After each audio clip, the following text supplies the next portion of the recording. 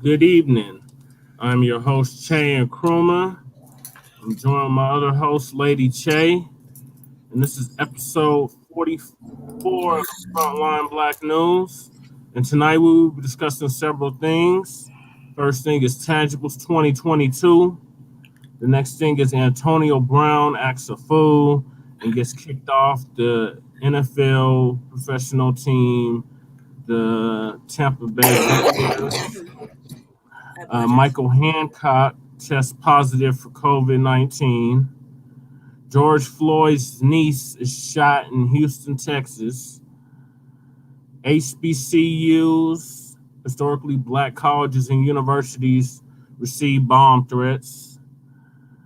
Joe Madison has a hunger strike of over 60 plus days now for Freedom to Vote Act or John Lewis Voting Rights Act Advancement Act.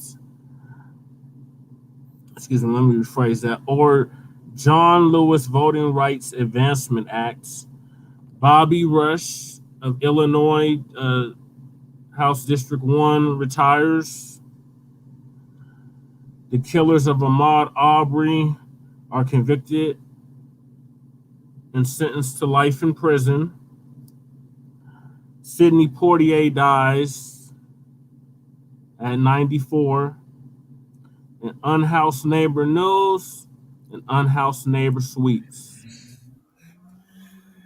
So, Black family, as I've reiterated on numerous shows on this platform and other platforms, this is the year, the decade of tangibles.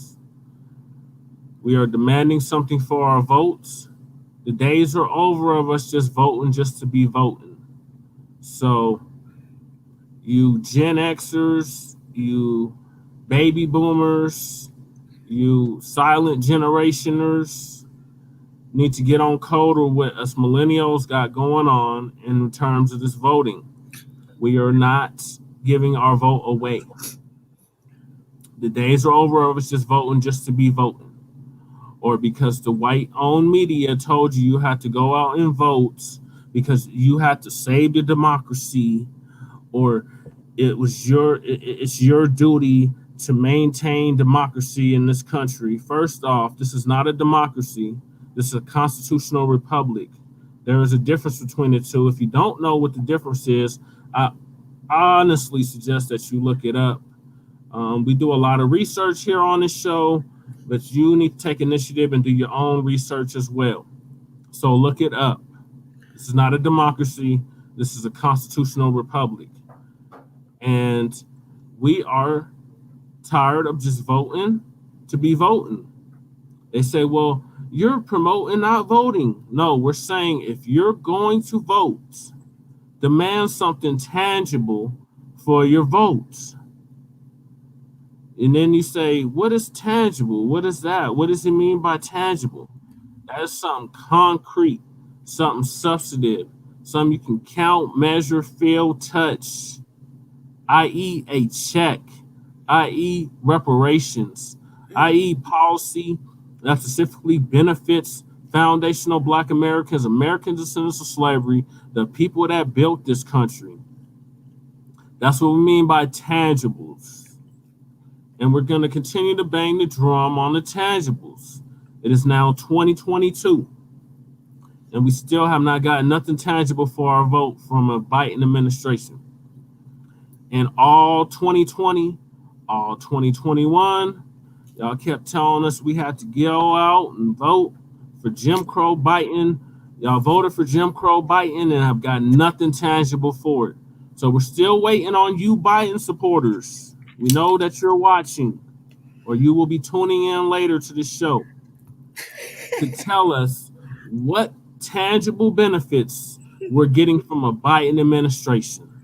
Because all these other groups have gotten something tangible. The LGBTQ has got something tangible. The illegal immigrants have got something tangible. The Asians have gotten something tangible.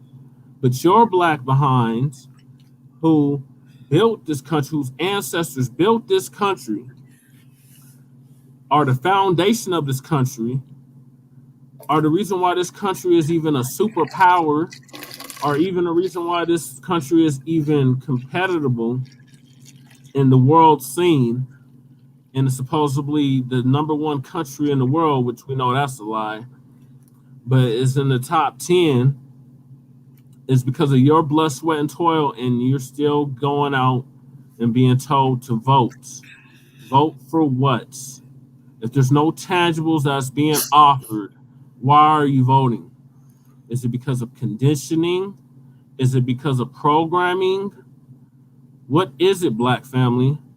Here in 2022, we would really like to know the reason why we continue to go out and vote and get nothing tangible for it. From the Democratic Party, from the Republican Party, from any of those parties, we get nothing tangible from it, but we get told every election season we have to go out and vote, and especially vote for them if they have a D by their name, because they're they're not like the racist Republicans. Newsflash, fool. They're both two sides of the same wicked bird of racism, white supremacy. Their whole function is to maintain racism, white supremacy. That is the reason why the two-party system exists. So we continue to be on this treadmill of voting every 4 years, of voting every 2 years. The midterms are coming up, and these Democrats are coming out talking about we need to go out and vote. Vote for what? We didn't get nothing tangible from a Biden administration. Biden's been in office for almost a year. It will be on the 21st of this month, and we still have got nothing tangible, no tangible legislation, nothing that is going to benefit us specifically. But all these other groups are getting something for their vote, Black family. So are we just going to keep doing the same thing over and over and over and over and over and over and over and over again, expecting a different result? That is insanity, Black family. And here in 2022, we're saying enough with the insanity. If any of these politicians, including myself, because I am running for mayor of Denver in 2023, but let me rephrase that. I will be the next mayor of Denver in 2023. Any of these politicians, including myself, that is seeking your vote, demand something tangible for your vote. It's not rocket science, Black family. It's really not. It's not that difficult. I don't know why it is so difficult for some of our people to grasp that we are demanding something tangible for our vote. If we're going to vote at all, if we're going to vote, demand something tangible for your vote. If you're going to cooperate with this political system that is currently in effect, demand something for your vote. Or we're saying, look, drop out altogether. Don't vote. Hold your vote. Vote as a block. Vote for an independent party. Put somebody in office that's going to do something tangible for you if you're going to vote. Otherwise, what is the point of voting? So that's what Tangibles 2020 was about. That's what Tangibles 2021 was about. And that's what Tangibles 2022 is about. Demand something for your vote, Black family. That is all we're saying here on Frontline Black News. We're not telling you who to vote for, necessarily what to vote for. We're saying if you're going to vote, demand something tangible for your vote. Time and time again, I have to reiterate this because it's really hard for some of our people to grasp this. So I'm going to restate it again. If you're going to vote, demand something tangible for your vote. That goes for the municipal, local level, that goes for the state level, and that goes for the federal level. Demand something tangible. That's all we're stressing here on Frontline Black News. That's all we're stressing on the revolutionary agenda. That's all we're stressing on Shabaka's Black Experience Enhanced. And Shabaka sends his regards. He will not be able to join us tonight. And now Kurt is calling me. Curtis. Hold on, babe. Take over the show real quick. Alright, I'm just gonna stall out for a quick second and talk about this. So we had the Rona. It's bullshit, Black family. Bullshit. I'm still sick. and I've been amused. I've been over here doing all kind of crazy shit up in my room, so quarantined to the back of my house. Yeah, it's been fun. So let's talk about these tangibles. Black family, hold your fucking vote. Like you hold your swilla. Like you hold your baby. Like you hold your girlfriend. Baby mama. Baby daddy. Your mother and father. Grandparents. Like you hold a plate of food. You wouldn't give it up. Don't give it up unless they got something to offer you. Let's talk about these reparations. Cut the fucking check or resign. I think that's pretty much how the Black Authority put it. Cut the check or resign. Um, there really isn't too much to talk about right now. The both political parties are imploding on themselves as they should. Don't be scared, Black family. Let it happen. Um, why? I don't know why anybody's so afraid of rebuilding. We've been rebuilding for generations and generations before that. So, fuck that. Let's rebuild. Let's rebuild it the way we really want it. Um, Minus the tyranny. No tyrants. No, you know, um, you have to leave. You just gotta know that not everybody can come with us. Not everybody's meant to fucking ride the rise. You know what I mean? And so we just gotta have to leave some people behind. And look, you decide you wanted to stay in the house all day. Peace. You stay there. We're following the North Star and we're going that way. You know what I mean? We're not coming back. Um, Building a whole new thing, And I feel like hold your vote. Here in Colorado, there really isn't too much to vote for. I mean, watching things happen in our city, left and right, and yeah, change is coming. So tangibles. If Lester is something that is going to benefit your ass, it's going to benefit your family. This year, the time that you're alive, then vote. None of this shit that's going to benefit that they're making 5-year, 10-year plans that you might not even live for. That shit is ridiculous. It's just empty promises and more symbolism. And I don't know about anybody else, but I don't really dig symbolism. I wanted to feel it, touch it, smell it, taste it, manhandle it. You know what I mean? I want to know it exists. What the fuck is symbolism going to do for me and my family? Ask Or yourself that. they say, well, we got the first black this and we got the first black that. Fuck does that matter, people? It's just another empty symbolism. The first black whatever hasn't done shit for us. Think about it. Well, we got the first black vice president. She's not even black, cuz I got more of a chance pulling that off, and motherfuckers questioning me fucking 35 times a day than fucking Kamala Harris, cuz for real. I mean, and not only that, she shouldn't even be allowed to talk given to what fuck she did with fucking Haiti, where she didn't speak at all, and she was just as culpable as sending black people back home as anywhere else. She's not, if she was anything in remotely regards to black, she would have tried not to send them back so motherfucking fast. At least make an attempt. While you ship them back to Haiti, Sister girl. I'm still She's mad about that, dude. she's a sister girl. She's AKA. She's with I the know way Blacc. tighter sisters that have been way better off in the office than that one. That's real shit.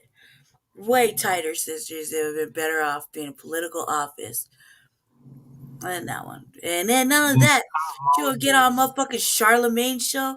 God, who are you?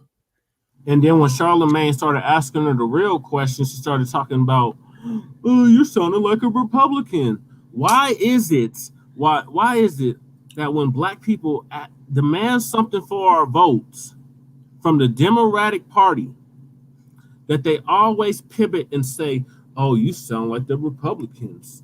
You sound like you're a Republican." They all sound No, like a Republican. maybe we're fed up with both of the parties. Right. How did you ever think about that? I'm just like, look, dude, you made a statement.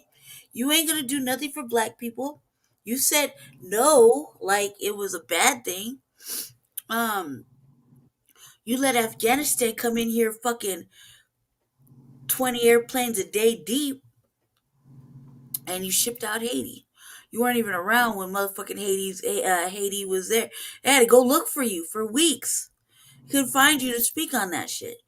Not to mention, you're riding the Biden pipe. You're right. And the Jim Crow Biden pipe, Jim Mister Crow Three Biden pipe. Strikes, And all your lock 'em people up, are quitting. no way. All them sisters quit, right? Yeah, they had to get rid of Simone Mammy Sanders. Yeah. Okay, so they were That's whack the one anyway, that was but tackling people for Jim Crow Biden. She did all that tackling and still got the boot. And then they had the audacity nothing to is say, safe. well, she hired black people for her cabinet. Okay, she hired black people for her cabinet. She hired the What is wrong that black doing people. for us?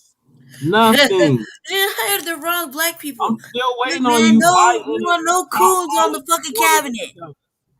What tangible benefits are we getting from this administration? Nothing. And we get nothing Dude, but there was coons from like y'all. Where are you at? We know you're here because in 2020, in 2021, even in 2019, y'all kept saying, well, we just got to get rid of the orange man. Or we just can't have 4 more years of Trump.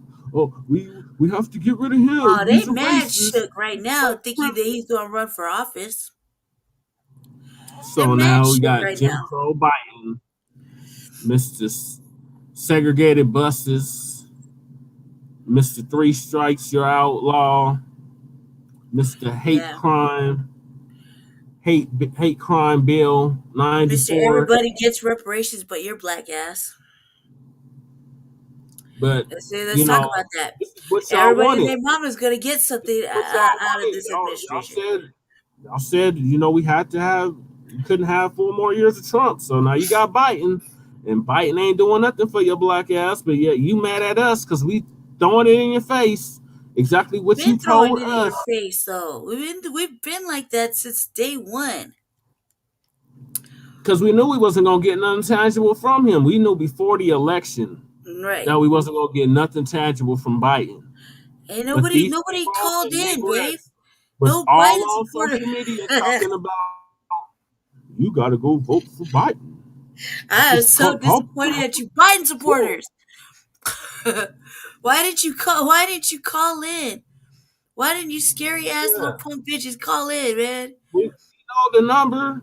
We tell We you every show. every show. 516-418-5996. Right. Maybe I have to post it again so you can get it. Because we've been running this program. We've been running Shabaka's Black Experience Enhanced has been around for 5 years. So, and Frontline Black News has been around almost a year. It will Almost. be we're coming up on our year anniversary here soon. So y'all can't say y'all wasn't told or we don't know the number. Here's the Right. number: five one Even six four before that, one eight even before five Frontline nine Black nine News when six. we was just doing little stuff, remember? Yeah. Yeah, even before that. And motherfuckers was like when I was over there sleeping on the Going fucking all the on the way back to ground. Frontline Black News or Mile High News. They Mm-hmm. know they know the damn number. They refuse to call in.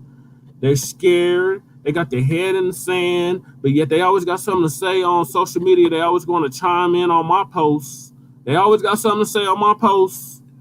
And then Well, I post a link to my show to get nobody's you on not my liking show. You that. won't come on my show. I post a link for the Shabaka's Black Experience Enhanced to call in number so you can call in and let your voice be heard, you Jim Crow Biden supporters, and you still won't call in. He's nauseating. So we are taking it that we're not going to get no tangible benefits from a Biden administration. No. And we knew that from day one, but y'all kept telling me, anybody but Trump, We just gotta get rid of the orange man. So I didn't vote. Y'all all sound real stupid right now. Look really stupid right now. You know the thing too is that he's just making all kind of epic mistakes and like look. If you thought it was a good thing because you voted for him because he's giving out the stimulus, the fuck is he gonna do for us That now? started with Trump. The stimulus started with Trump. Right. I mean, check it out. Everybody's still broke. And that benefited everybody, not just black Americans, not just foundational black Americans. That benefited the homeless community. Oh yes, it did. Look it up. Um, that was a positive. It was a really positive because a lot of people got themselves off the street with that. Well, if temporarily, I mean, Just temporarily, it's but still it was more enough for like important than 2 weeks in ever. a room. It was enough for like 2 weeks in a But room. again, that benefited everybody. That didn't just Everybody, benefit one group. right? And I mean, like there was like I mean, it's looking pretty shook right now that um Trump might um Run in run again. 2020. Yeah, so you know they're shook right now.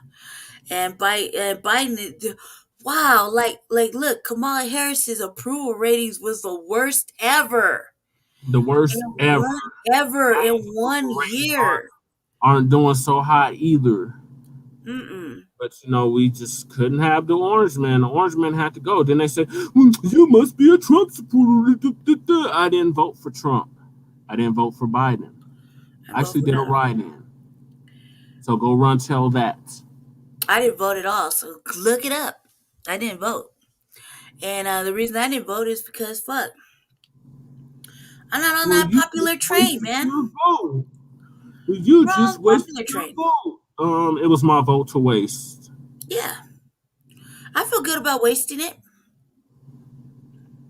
Anyway, let's move on, baby. What's the Okay, next one? I just had to get that out because these people are I gonna know go. they never want to call in though, because that's real sad. You know, I would think you'd want to call in and just talk shit, because you know You we would up for think it. they have so much stuff to say on social media. Yeah, They we up always got for it, something to and say nobody on ever my wants to talk post. shit. All right, good, good. All right, what's Okay, next? so the next topic is Antonio Brown of the Tampa Bay Buccaneers. Yeah, Acts a fool. Some are saying he acted a fool, and he got kicked off the team, off the Tampa Bay Buccaneers. he walked off and then got kicked off. Yeah, but you got cats like Stephen A. Smith, Shannon Sharp, saying he acted a fool. So we wanted to see what was really going on with Antonio Brown. So I'm gonna pull up this All I know article is the ladies were mad paying attention when Antonio Brown when he decided to ripped off his fucking shirt. have a Hulk moment and like, take off the t-shirt and shit. Everybody's like, "Yep, goodbye." That's probably like the best scene ever. They said they were trying to have him play while he was injured. They kept telling him that he was injured, and they said, "Go out there anyway, boy, and make us them plays." Right, he wasn't having it. So I've been saying for years that the NFL is a plantation. It is Yeah, Negroes for lease. And my theory was he was probably listening to Shabaka's show. yeah, it probably was. He was probably He because has a Shabaka's lot of always talking viewers. about if everybody just walks off the field. Yeah, if everybody did walk off the field, it would send a message. Mhm. It would send a I was like, message. it's like he was It's send probably a listening to Shabaka's stronger show right message than there. what Kaepernick sent in 2016. So it's just something to think about, Black family. These athletes aren't robots. They're injured. They shouldn't be playing. But they say, well, it's gladiator games. It's a man's sport. Get out there and play. And this Shit, brother just said, they hey, take a to hell with beating that. every game. I had That's enough. They take a beating every game. Every game they're out And there they say that's why they running pay back them the and forth. millions of dollars. So then they They're become not $1 million machines. slaves. They're It's like actual men. Like You can only take you're like the size of like a football player, right? Mm-hmm. You can only take so much on your feet and knees. Right. You know what I mean? And like what do you like But they run five them into the eleven stuff ground. like that? I'm like 5'10", 200 or some pounds. Okay, so can you imagine? Hey, just okay. So when we mobbing around in the street, and you got to run across the street and shit. How much pressure you put on your feet and Yeah, a knees, lot. right? And so that when you come back, you like, I already want to throw your shoes across the room and shit. And Mm-hmm. it's a lot of pressure. So Mm-hmm. they're running back and forth for fucking like what 2 hours? Not to Yeah. mention getting thrown, getting like fucking rushed, dropped, laid Mm-hmm. on. I mean, like you can't expect they're not machines, and they do this every weekend. Yeah, but So they say not to that's why mention they pay them the training. millions. But the So that excuse is they so that's just why cause they you pay them so the this millions. cause they get money, they're supposed to get the fucking abuse too. He is right for walking off. So I'm gonna pull this article up from the Guardian. Give me 1 second. Okay, all right here. Go. Hey, is it coming up blue like that on your screen too? Is what coming up blue? My picture. No. Hmm.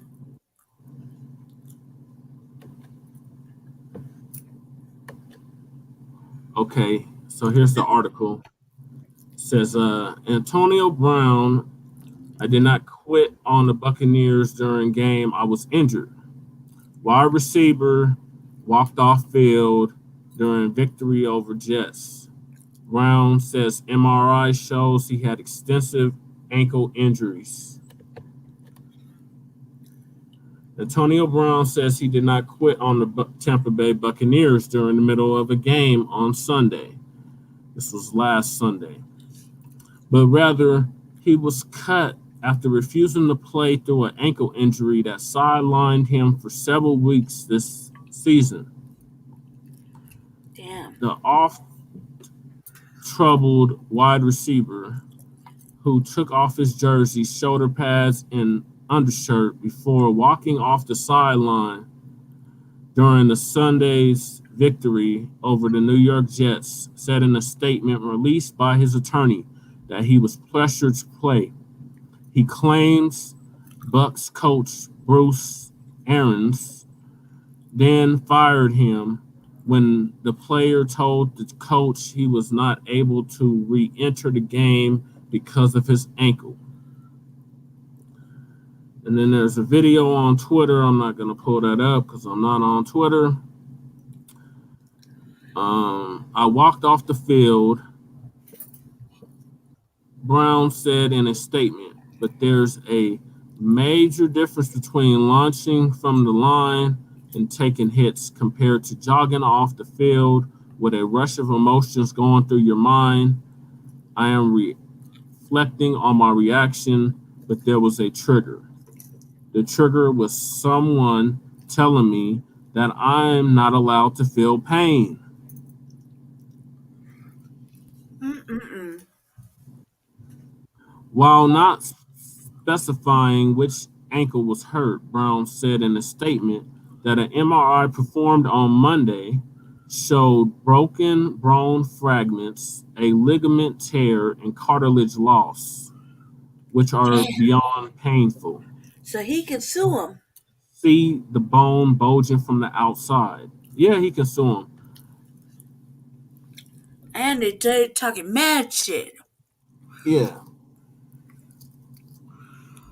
I had a similar injury. It wasn't from football, but I had a similar injury, and the bone is still bulging out, still, and that's been over 10 years now. Um, Aaron's said the day after the game that Brown did not claim he was injured when he refused to continue to play against the Jets. The coach declined to discuss specifics of the conversation on the sideline and said he had no clue why the receiver reacted by storming off the field, tossing some of his gear into the stands, and waving to fans at MetLife Stadium. Brown told a different story in a statement. Because of my commitment to the game, I relented to pressure directly from my coach to play injured, he said. Despite the pain, I suited up. The staff injected me with what I now know was a powerful and sometimes dangerous painkiller that the NFLPA has warned against using, and I gave it my all for the team. I played until it was clear that I could not use my ankle to safely perform my playing responsibilities. On top of that, the pain was intense. I took a seat on the sideline, and my coach came up to me very upset and shouted, "What's wrong with you? What's wrong with you?" I told him it's my ankle, but he knew that it was well documented and we had discussed it. He then ordered me to get off the field. I said, "Coach, I can't." He didn't call for medical attention. Instead, he shouted at me, "You're done," while he ran his finger across my throat, or excuse me, across his throat. Uh, Coach was telling me that if I didn't play hurt, then I was done with the Bucks. Although Aaron said that after the game that Brown was no longer a part of the reigning Super Bowl champions, the 33-year-old receiver who caught a pass in his last 144 games remained on the roster on Wednesday. Wednesday's injury report noted Brown's absence from practice was not injury related / personal. Asked about the team not making an official transaction in regard to Brown, who did not accompany the team back to Tampa following Sunday's game, Aaron's replied, "It's a management decision on what is happening right now. On whether it was simply a matter of how Brown will be removed, the team not on whether it was simply a matter of how Brown will be removed, the team not if," Aaron said, right. The team did not immediately respond to a request for comment on Brown's statement Wednesday night. The receiver alleged a cover up. "I didn't quit. I was cut. I didn't walk away from my brothers. I was thrown out," Brown's statement read. Being fired on the sideline for having a painful injury was bad enough. Then came their spin. Coach denied on national television that he knew about my ankle. "That's 100% inaccurate," the receiver added. "Not only did he know I missed several games with the injury, he and I exchanged text days before the game where he clearly acknowledged my injury." Brown injured his ankle during a victory at Philadelphia in mid-October.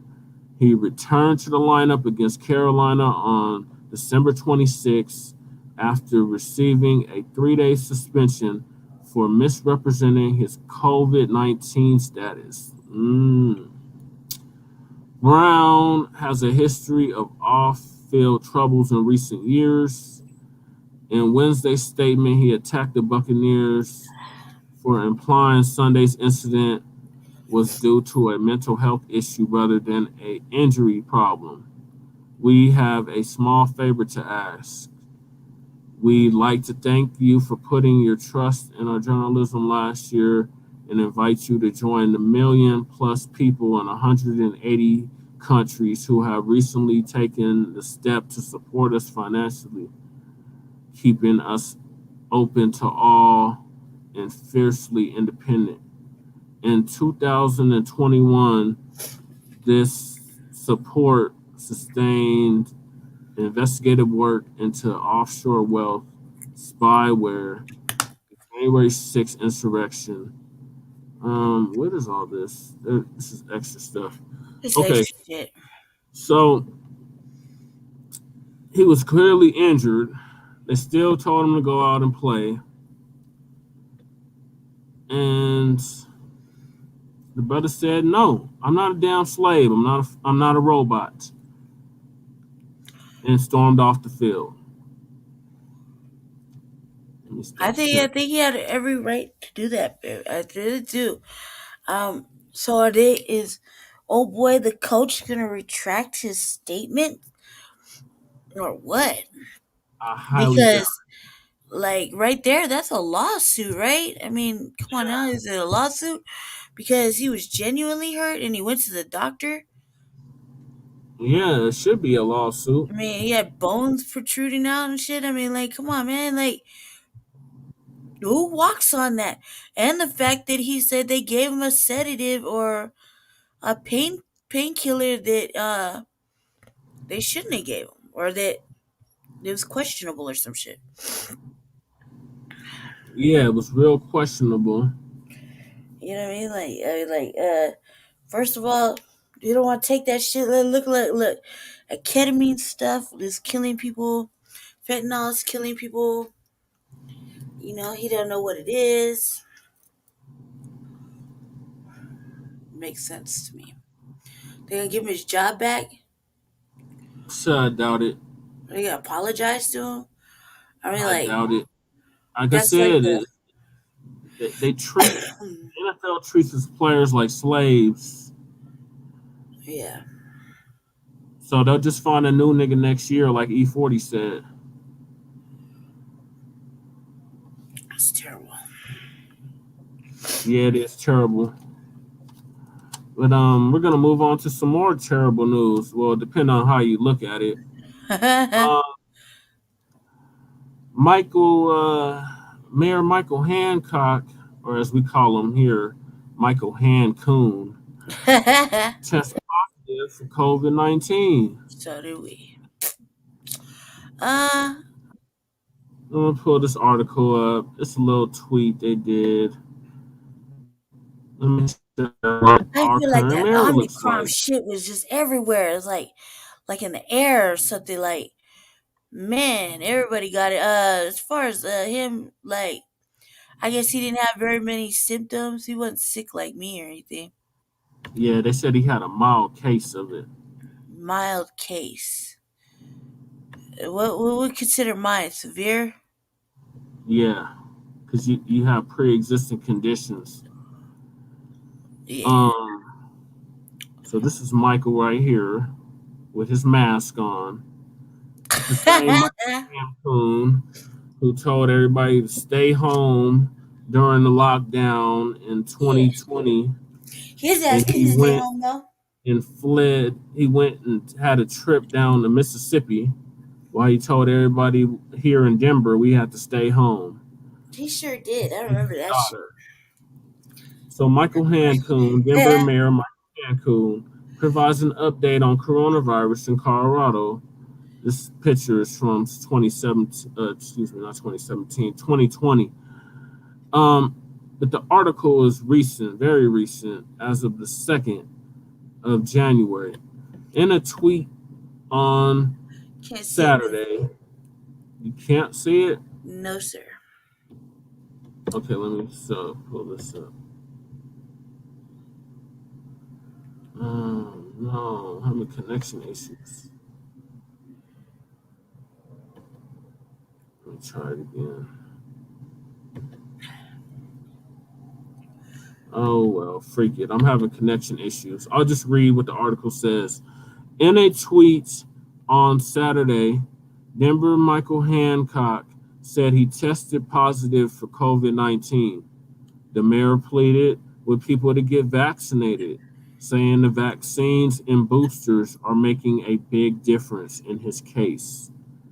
Hancock says he has only mild symptoms and is in quarantine.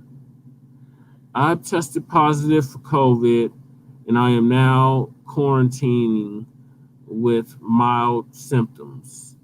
Please, if you have not been vaccinated, get vaccinated. If you are vaccinated, make sure you get the booster. It's making a big difference in my case. Michael B. Hancock at Michael Hancock, January 1st, 2022.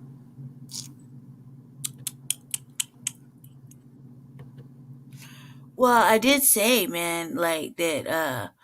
I was not gonna say that I wanted the vaccine after if I had caught that shit. You would not catch me on my deathbed, which is back there, saying, yeah, I wish I would have got the vax. Not at all. Actually, that's the opposite of what I was gonna say. I was like, damn, I wish I could get more rest, and I wish my headache would go away. Yeah. That's pretty much it. Um, I wish my heart would stop hurting. But it's not babe, like I don't think I need a shot. Fuck you. Stick that shot in your ass and juice it twice. run the show real quick. I got to reset the hotspot. Bet. What's the next topic? The next topic is George Floyd's niece is shot in Houston, Texas. What's the topic after that? I'll skip ahead. And then you can just jump in. We'll go right back to that one. HBCU bomb threats. I'm just going to talk about Sidney Poritier real quick. Till you come back. Okay, talk about Sidney Portier. All right, bet. Okay, cool. All right. So check it out, Black Valley. I was Go in highly, on them highly. Betty White sympathizers. Yeah. Fuck you and your Betty White sympathizing shit. Okay. Look, Betty White. I was so tired. Okay, I'm so tired of motherfucking uh Betty White and motherfucking the Golden Girl the Golden Girl theme song, right? Man, she's not. I'm not a fan. I'm not a fucking fan at all. There won't be, will not be, none of that shit. So we're gonna share this real quick. I'm gonna jump ahead like 2, 3 topics because which is kind of like not normal. Me and Jesse have a routine, so I'm just gonna be quick about this, okay? While he's over there resetting. um, let's see. StreamYard. Okay. Why can't we get this going? Oh, all right. Share screen. Share screen. Okay. Yeah, bam. Okay, can you see me, people? Let's see. I gotta wait for him to come back. All right. Well, anyway, let's talk about it. So, black people love Betty White, and I don't know why. It says put it this way. So I was reading my dude's post, and so he's talking to him. He put a thank you. He must be back by now. Thank you, babe. All right, so I guess you put up a meme or something with what was it? It was Steven. Steven from Django, Unchained, and John Yeah, Candy, or what's his name? John Candy, the slave master. yeah, Instead of John Candy, the slave master, it was Betty White. yeah. That shit was hilarious, right? So you get a lot of flack from it. Some treacherous lady. I actually had somebody unfriend me behind it. Yeah, a couple. Yeah. So treacherous lady went in on him about what is what well because he said, well, what is Betty White done for black people?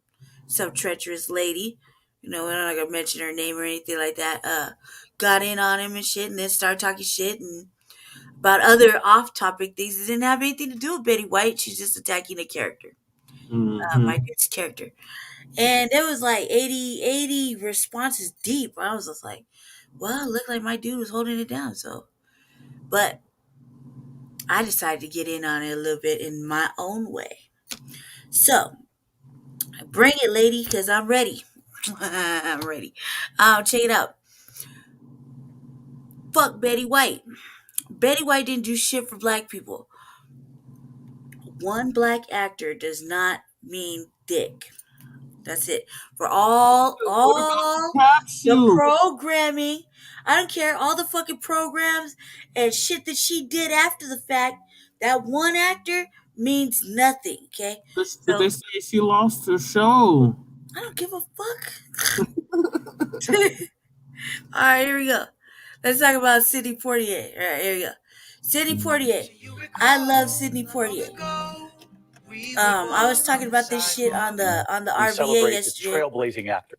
On the RVA yesterday because when I was a small little girl, we had a color TV and shit. But me and my brother liked to watch black and white movies because my parents like to watch black and white movies, and it was just me and him at home by ourselves all the time. And a couple of movies, Sidney Portier was my favorite. Probably because he had it's like a French last name. That was really hard for me to say. Cause if you ever hear me talk, I really have a hard time pronunciating words. So I used to work hard on this. Portier. Right? And, so, I turned, me and my dude, we were kicking it one night and, I think I probably wasn't feeling well. We were watching movies and shit, and we came across one of Sidney Portier's movies, and I wouldn't let him change the channel. I was like, "Oh my god, you gotta watch this." It's the one where he was the black doctor. He's a black doctor, yeah, and he's in charge of these two brothers, and one of the brothers dies. He knows the brother died, and he thinks the brother had a tumor in his mind, but the other brother's a roughneck, and the other brother does some old racist shit and thinks he's just killed him. So that was a good ass movie, and I think we watched like 2 or 3 more after that, and I was just like, man. So when Sidney Portier died, Jesse telling me, and I'm like, not my Sidney. I was like all over it. I was so upset, right? Because everybody was like, oh, Betty White is golden, blah blah blah, blah blah blah blah, whoop de whoop de woo, et cetera, et cetera. That was the name of the film. It was called No Way Out. No Way Out. And I was like, no. Because when he put up that meme, man, Stephen holding on to Betty White. No! Dude, so upset. That's how you people were acting. Yeah, that's exactly how they were acting. It was You horrible. motherfuckers acting like the Betty White. I couldn't believe all these so-called conscious black people on my Facebook page was going in. Yeah. They're going in, and I'm like, I'm ashamed of you black people. I'm ashamed of you because you guys were repping Betty White so hard, but forgot about my man Sidney. Well, I'm here to remind you. They weren't even repping Cicely Tyson like that. I know. Hey, you guys slept on Cicely Tyson too? That sweet little angelic voice. That sweet little old lady who had made epic movie after movie after movie and was so strong in her little convictions. She was little. And she had the littlest angelic little voice. And she made you cry. She made you feel shit. Oh, you fucking people suck ass. Like, you know you do. You know you do. Just take that from the seduction doll. Eat it. Okay? So now we're going to talk about Sidney Portier. Go ahead. Sidney Portier, the Can first you hear black me? man to win the Oscar Yeah, I for can Best hear it. Actor. The tributes pouring in tonight from all over the world. That moment you might remember with President Obama. And tonight here, Sidney Fuck Portier, in his Obama. own words, what his mother always told him. Amen. Amen. Sidney Portier, the gifted Hollywood actor, the civil rights trailblazer. Why you black? Go ahead and say it. His roles did not ignore the times. I drive a man around in his limousine and I say, yes, sir. And no, sir. And shall I take the drive, sir? Mama, that ain't the job. That is nothing at all. He was born in Miami and raised in the Bahamas on his father's tomato That was farm. one of the best He movies moved ever. to Harlem as a teenager and worked as a dishwasher, trying out for roles, remembering being turned away by a director. I did decide at that moment on that street. What? The video is echoing. I don't know. We're just going to have to let it ride on this for a second because I have nothing around me. Not even the phone. The phone's like all the way across the room. And I don't have anything else open. Okay, let's go. That I'm So it's going to over. be an actor just to show him that he was wrong about me. He earned a place at a theater acting school after volunteering to work as a janitor without pay, and later from New York to Hollywood. In 1950, at the age of 22, playing a doctor in the groundbreaking film on racism, No Way Out. There is a possibility that I killed him, isn't there? Don't be a fool. That I was careless in the spinal tap. That his brother's Negro baiting got me down. Poitier's leading roles, men of dignity and quiet determination, which was how he conducted himself in life. I became interested in the civil rights struggle out of a necessity to survive. And I think my interest started many years ago, never as intensely, however, as it exists today. In 1963, he played handyman Homer Smith in Lilies of the Field. Get yourself another boy. The winner is Sidney Poritier Dies. That role earning him the Academy Award, becoming the first Black performer to win a Best Actor Oscar in a leading role. It is a long journey to this moment. By 1967, Poitier had become one of Hollywood's top-earning leading men. What do they call you up there? They call me Mr. Tibbs. In the heat of the night, Slap him back. That was my favorite part. That was my favorite part. Let's go back real quick, just real fast. I'm sorry. That slap was award the winning. night,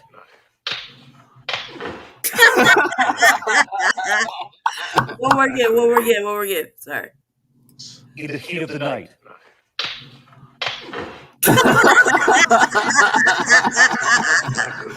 That slap is classic. You slap me, I'm gonna slap you back, white supremacist. He hit him with the full backhand. that same year, Mom, this is John. So pleased to meet you. in Guess Who's Coming to Dinner, part of an interracial couple pushing through boundaries. Well, we have this problem. I fell in love with your daughter. The conversation with his father. I'm your son. I love you. I always have, and I always will. But you think of yourself as a colored man. I think of myself as a man. In 2002, awarded an honorary Oscar for his life's work, Poitier thanked those in Hollywood who took a chance on him and who believed in a changing America. Those filmmakers persevered, speaking through their art to the best in all of us. And I benefited from their effort. The industry benefited from their effort. America benefited from their effort.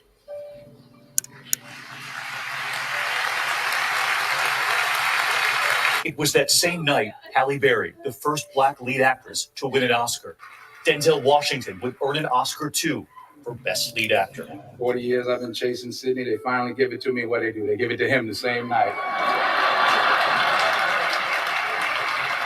I'll always be chasing you, Sidney. I'll always be following in your footsteps. There's nothing I would rather do, sir. Nothing I would rather. In 2009, Poitier receiving the Medal of Freedom, the nation's highest civilian honor from President Barack Obama. And the moment the two men, who both had made history, appeared to acknowledge it. Tonight, tributes from around the world. Oprah Winfrey saying, "For me, the greatest of the great trees has fallen, Sidney Poitier. My honor to have loved him as a mentor, friend, brother, confidant, wisdom teacher." Tonight, as the country celebrates a man who broke barriers with his quiet, steady way, the simple lesson from his mother. Always say thank you and please. It was remarkable how many times thank you and please opened doors for me. Simple. That's what I'm talking about. Yeah, So- he did. He opened a lot of doors. So, So what they're saying on social media, somebody always got something to say. Oh, they're saying, well, he was married to a white woman. So, that negates everything that he did. That's not true. Um, his first wife was black. His second wife was God, white. here we go. When A he, taboo conversation that nobody's gonna have. Look, let's just talk about how much he fought for civil rights right, and black people, and just because he wanted to, you know, he chose who he chose to be with, does not replace the actions that he has laid out in front of us. That's it. That's all it's got to be. His work. His work speaks profoundly. They didn't say his wife was part of the motion and movements and all that shit. They're talking about him as a person. right, So a lot of motherfuckers, they chose who they chose. They married who they married. I mean, look at Marcus Garvey. Are we supposed to take away from Marcus Garvey because his wife was something else? No, that was who he chose to spend his time with. His off time. When what else would he was doing? He was doing all kinds of good shit for us. Marcus Garvey. right. We had our own fleet of ships, the Black Star Line. We had the Negro World News. We had UNI chapters all over this country, including in Denver, Colorado. There's not that many black people here, but the black people that was here was some riders. And Right. we had UNI chapters here all over this country. They always giving us a bad rap. They say, well, there's no black people here. There's black people here, There's just black people not here. as They're just many really as other small. places. And then like the ones that are here are getting fucking whitewashed and white programmed and shit, and then it'll be all right. Sooner or later, they're gonna have to snap out of it, and we'll be here to dust you off, pick you up, and stand And you up. put you on code. It's gonna be all right. It's gonna be all right, black people. So we can't really just like I don't. I want to say I want to say that the non-hypocritical part of me is gonna say this. Um, I don't care who he fucked. He did more for black people than Betty White did. Period. Period. So I don't care who he fell in love with or who he loved or who he decided to commingle with and have children or what any of that shit. None of that really matters at the end of the day when you talk about the real thing was what did Betty White do for black people? The I answer mean, she is had a black nothing. tap dancer on her show, and she Right. Tap refused to dancing take for him the white off. man though. Exactly. But And she Sidney refused to Portier take did him more for off, and black she people. lost her show. So, you can't hold that against her. She's only a Come person. on, cuz There's only so she much she had can like five do. fucking shows after that, not to mention how many motherfucking movies. Right. But this is what they're saying, babe. I can't even go along with this program. No, like shame on you, shame on you motherfuckers that were so loved your Betty White. You saw me throw up a video the other day on Facebook where this chick was calling heaven to talk to Betty White. Oh my God. No, I didn't see that. That was weak. I was like, hell nah. Would I call heaven to talk to Sidney Portier? Yes. Yeah, probably. Yeah, they was going all out. Fuck Like that. Sharif said, when Dolly Parton passes, they really gonna be Oh going my all. god, when Dolly Parton passes, man, they're gonna lose their motherfucking mind. Yeah, What's and next, it's like Martha Stewart? Man, we got to get over this Stockholm syndrome, black family. This is horrible. It's embarrassing. You're so again, in love with the goddamn oppressor that when they kick the bucket, you want to sit up here and mourn and tell us that we're out of pocket because we're saying we're asking the right questions. What did they do for black people? And you only thing that you can come up with is they allowed a black tap dancer on their show he was tap in dancing the for the white 1950s. man and woman. He was tap dancing for. He was tap So he dancing for can them. entertain other white people. You're echoing, baby. I don't know what it is. It might be the signal. Oh well. All right, let's carry on. I sorry I had to jump ahead. I would just say this though, Black family. Shame on you for not repping Sidney Portier. All I gotta say about that, you say you go ahead and stand behind your little old white women and your little old white men. Okay, go ahead and do that. Go ahead and do I that. actually got accused of having a Becky today. I said I don't have no Becky. Said, well, you're in Denver, Colorado. You have Becky's. I don't have no Becky. Who said that? Some chick on the Black Authorities chat. They really don't like us here in Colorado, but we really don't give a damn. So Yeah, the this next, just got mixed. Is that what that's about? And I'm super fair. Eat I a don't, dick. I don't know what it That's how is. I You're think about that. 58% black. 58%. And I'm not taking it back, man. I'm not taking this fair skin back at all. I like it. I like it a lot. You know why I like it? Because it gets on your motherfucking nerves. That's why I like it. I like it because it gets on your motherfucking nerves. It gets underneath your skin. You feel like you must say something about it. And that's why I like it. I feel like I'm glad I'm light skinned. I'm glad I'm fucking extra fair and vanilla ish esque. But you know what? Well, vanilla is I'm gonna originally put it like black. this. Yeah, exactly. I'll put it to you like this. I bet none of you motherfuckers can vibrate higher than me or do half the motherfucking shit I do. So, while it's like that, go ahead and continue to hate on me. I love it. And my family and friends say that if nobody likes me and they all like me, then I must be doing something wrong. So they're glad that you don't like me. That means I'm doing something right, and I'm glad I'm getting under your skin. And no, the audacity of anybody calling me anything like a Becky, a Karen. No, just call me Brandy if you don't know how to say my name, which is Seduction Doll. Shout out to our viewer. I think I know who it is. Appreciate you, brother. Appreciate you, cuz. Who's watching?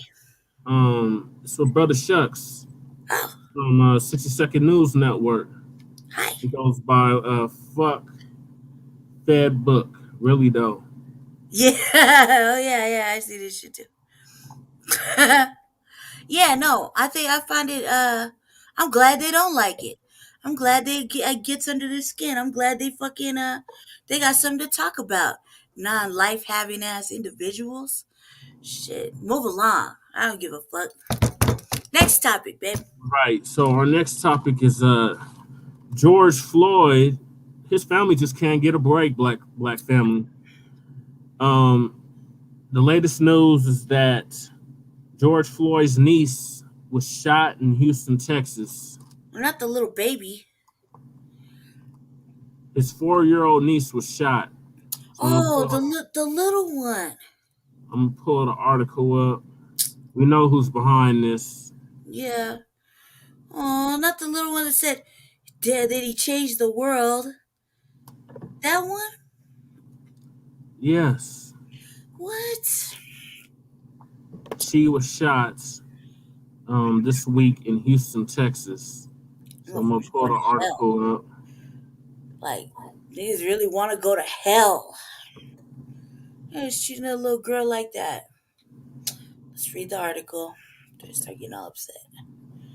Not the little one is like, he changed the world. That was so cute when she said it. I don't think the video is gonna play, so I'm just gonna read it. 4-year-old shooting victim's dad says HPD, Houston Police Department officers didn't arrive until 4 hours after incident. Texas, Houston, Texas, KTRK. She's killed. Wait, No, she was shot. she's shot. The 4-year-old girl who was shot in Southwest Houston on New Year's Day has been identified as the niece of George Floyd, who was killed by a Minneapolis police officer in 2020. family identified the child as Ayanna Delane. Her father, Derek Delane, said their apartment in the 3300 block of Yellowstone Boulevard was hit several times by gunfire just before 3 a.m. on January 1st. The gunfire that entered the second story hit the child who was asleep in her bedroom. My daughter jumped up and said, "Daddy, I've been hit." And I was shocked until I seen the blood and I realized my 4-year-old daughter was really hit. Delane recalled. She didn't know what was going on. She was asleep. This is 4-year-old Ayanna. She was front and center at the marches and rallies for her uncle George Floyd's case. On Saturday around 3 a.m., her father tells me she was asleep in her bed when someone fired several shots at their apartment. Ayanna was hit in her torso. Courtesy Twitter, Micah Hartfield, Micah ABC 13, that's the ABC affiliate out of Houston, Texas, January 4th, 2022. The girl's mother drove her to the hospital where she underwent surgery and was stabilized. Family said she had a punctured lung and liver and 3 broken ribs. She remains hospitalized. Her father feels fortunate that she was not killed in the shooting. Houston police said Tuesday they do not have a suspect or motive in this case. Delane said he has reason to believe their house was targeted. Why would my house get shot up?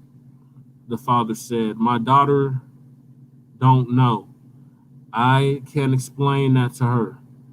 As a father, you're supposed to protect the kids. Late Tuesday afternoon, Houston Police Chief Troy Finner launched an internal affairs investigation into the department's response time to the shooting. Ayanna's father said the police didn't arrive until 7 a.m., more than 4 hours after the time of the incident. And that's her right there. She could be any of us, any of our daughters, any of our nieces. Does this shit, man? Like, you imagine how much damage that little bullet did to her? She's still alive. Let's see if this video plays. Nope, it's not gonna play. HPD said not to give a timeline of events because of the investigation. I'm aware and have concerns regarding the delayed response time in the incident and have initiated an internal affairs investigation. I ask the city continue to pray for the child's full recovery and assist in providing information that will lead to the arrest of the suspect or suspects responsible, Finner said in a statement. Police urge anyone with information in the case to contact HPD Major Assaults and Family Violence Division at 713-308-8800 or Crime Stoppers at 713-222-TIPS-8477. This is fucked Yeah, up. so that's not a coincidence, Black family. No, We know who's hell nah, behind it. man. That's We just a know little exactly girl. who's Like, behind that's it. like, The white what? supremacists are taking L's. They've been L. taking L's for 2 years now since Shabin got convicted of murder and is doing 25 years in prison in Minneapolis. These white supremacists are very salty. They come after our most vulnerable, and that is our children. And we know it's the white supremacists. And when it comes out that it's the white supremacists, we will be the first here on Frontline Black News to break it to you. But yeah, we know who's behind this. That shit is foul. Like, she's just a little girl. Like, why are you shooting up the crib, man? Anyway, like, come on, man. Drive-bys are played out by now. It was white supremacists. This wasn't no drive-by. This wasn't no black on black, as they love to say. This was white supremacists that targeted that home Yeah, because of they're course. salty that Chauvin was found guilty of murder, which he should have rightfully been convicted of Rightfully. murder of George Floyd by kneeling on his neck for 9 minutes. So they targeted his niece, of all people. Yeah, little girl. That was the little girl that was like, he changed the world. Hmm. That little girl was cute. Like, well, I Yeah, mean, she still is. But can you imagine broken ribs, how much damage that bullet did to her? That she's still alive and fighting, and that, and let's pray. Let's keep that little girl in our prayers, man. Because yes. Let's do um, that. that shit, she could have been dead. And that would have And been a whole different discussion. And then I guess we should be surprised that she's not, because that city would have tore that. They would have tore that city up again. yep. So Especially considering who her uncle was, and that he changed. He changed a lot of things for us. yeah, they call him Saint George. Yeah, that's terrible. May he rest in power, and may his niece have a Safe remarkable recovery. recovery. Yeah, safe, speedy recovery, and hopefully no too much. Man, hello, girl's been through hell, dude. Think about it. Yeah. She's been through hell. She's seen all kinds of hell already. Hmm. And she's only 4 years old. Yeah, I mean, this is a whole nother topic of discussion for the traumatic things our children are gonna have to go through in their life, and not being able to be striving adults because they're so fucking traumatized, and um, why they won't be able to trust anybody, let alone um, you're just setting the precedence for them not to trust the white man. Hmm. You know what I mean? Or The their hate any of that their hate affiliates. produced. Yeah, that's just it's just keeping the cycle going. I mean, like if you thought that maybe the next generation was gonna be able to like lead out and be like, "Oh, white people, nah, man, nah, no, they're not." Evidently, just continue to act savage and real fucking diabolical. And you're showing your ass. You're showing your ass to the youngest little eyes ever. They see everything, they hear everything, they know everything, and they're a lot smarter than all the generations before them. So, showing your ass, you're only making it worse. Only making it worse. So, if you thought white supremacy took a holiday, took a week off, you're sadly mistaken. Sad. Um, Sadly mistaken. So, in other news, our next topic is several HBCUs received bomb threats on the same day. Now, this is the day before the 1 year anniversary of the insurrection at the Capitol, where the white supremacists stormed the Capitol. And I'm gonna be honest with you, I was laughing it up. Me and Bay were watching this on the news, and I was just having a field day. And I said, if they were anything but white, they would be dead. They sit up here and allowed this shit, and they have the Pentagon right down the street, and they didn't have all these bombs and tanks and military equipment. They're spending all these millions and trillions of dollars on military spending, but they couldn't stop these white supremacists from storming the Capitol. So That shit was hilarious. And what was Trump doing, babe? Because it he came was out this watching it week. on TV. He was at the He was in the cafeteria or hall something. in the cafeteria watching it on TV,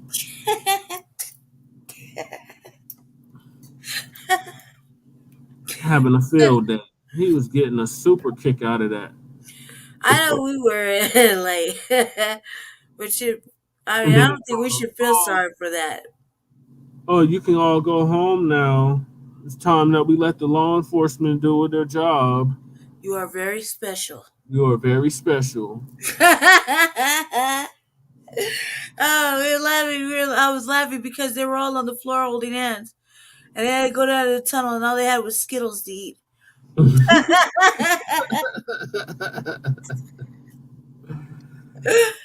later on that night, they came in and certified the vote.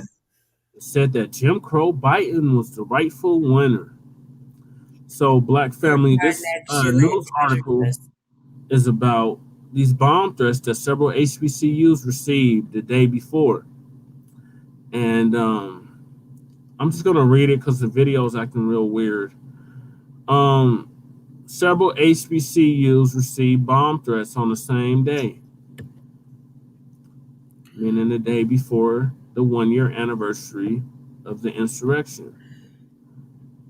I had debated really hard about whether I wanted to do a show on that because I didn't have nothing positive to say.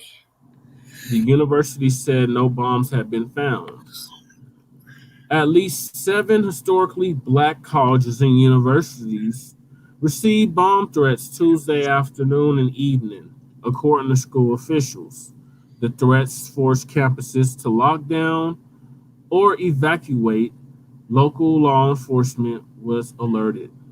All the schools have since sent out clear alerts to their students, staff, and community.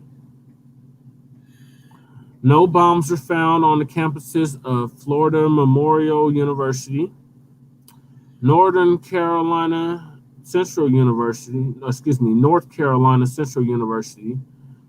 Prairie View A&M University, the University of Arkansas at Pine Bluff, Florida Memorial University, Norfolk State University, and Xavier University of Louisiana. Students were transported to hotels, but on-campus classes had not yet resumed for several of the schools following the holiday break. Several said they will continue to work with law enforcement to investigate the threats. Florida Memorial University takes matters of this nature seriously, the university said in a statement to ABC News. The safety of our students, faculty, staff, and visitors is the university's main priority. Campus security will continue to work with all involved agencies as the investigation remains ongoing.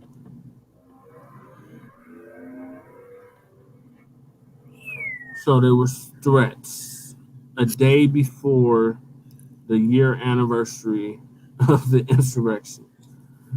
Coincidence? I think not, Black family. I don't think so at all. These are the same HBCUs that have actually had their funding cut by your president, Jim Crow Biden. In our previous episodes, we touched on the fact that Jim Crow Biden was not going to be funding HBCUs nowhere near as much as Trump or Obama or any other president prior to that. So now here come the bomb threats.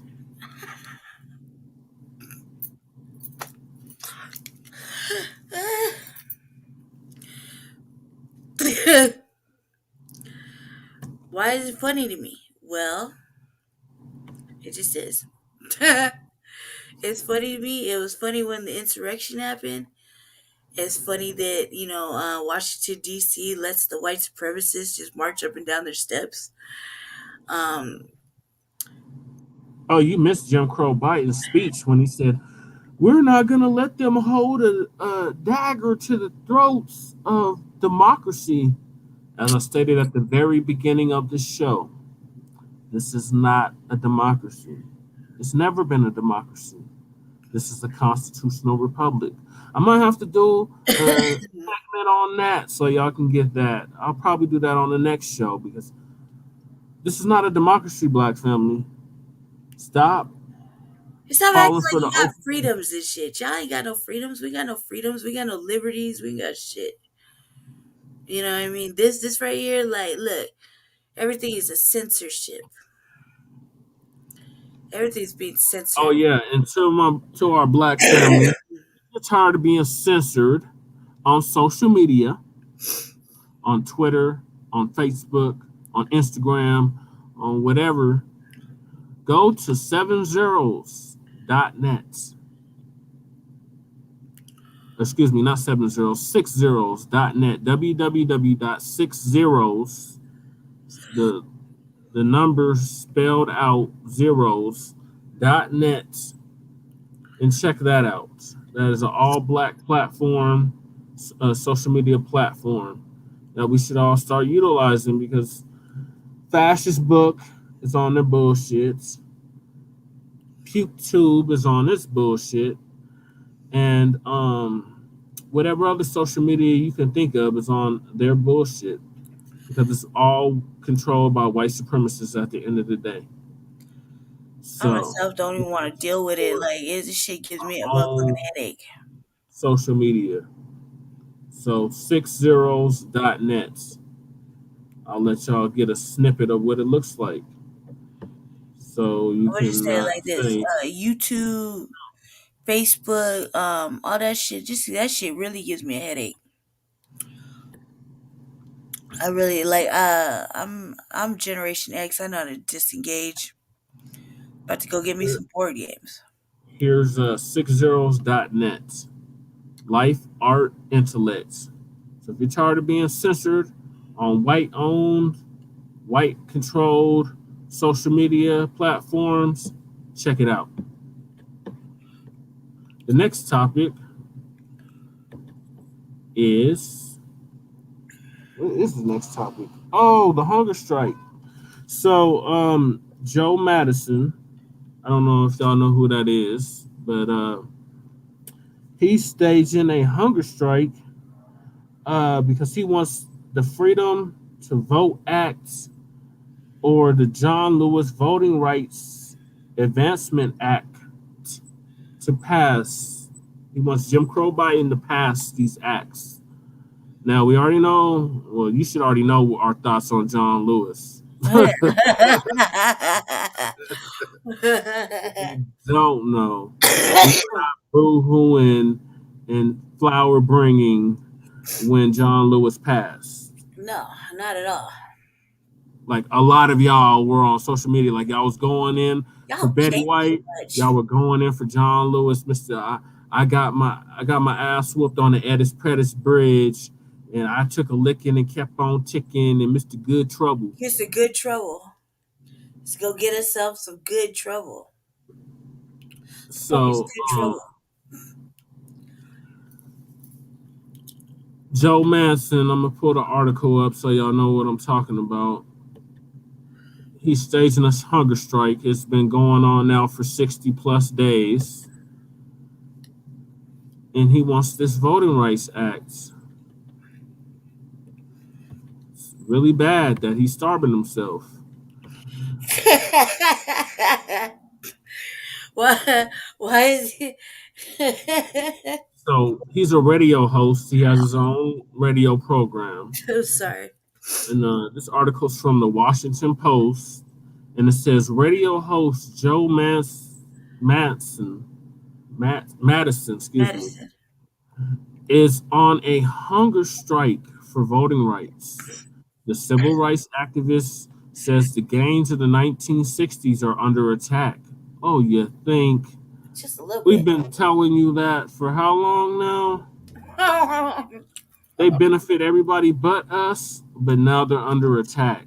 And his fight is worth the danger to his health. Okay. Okay, Joe Madison. It was Monday, day 57 of Joe Madison's hunger strike.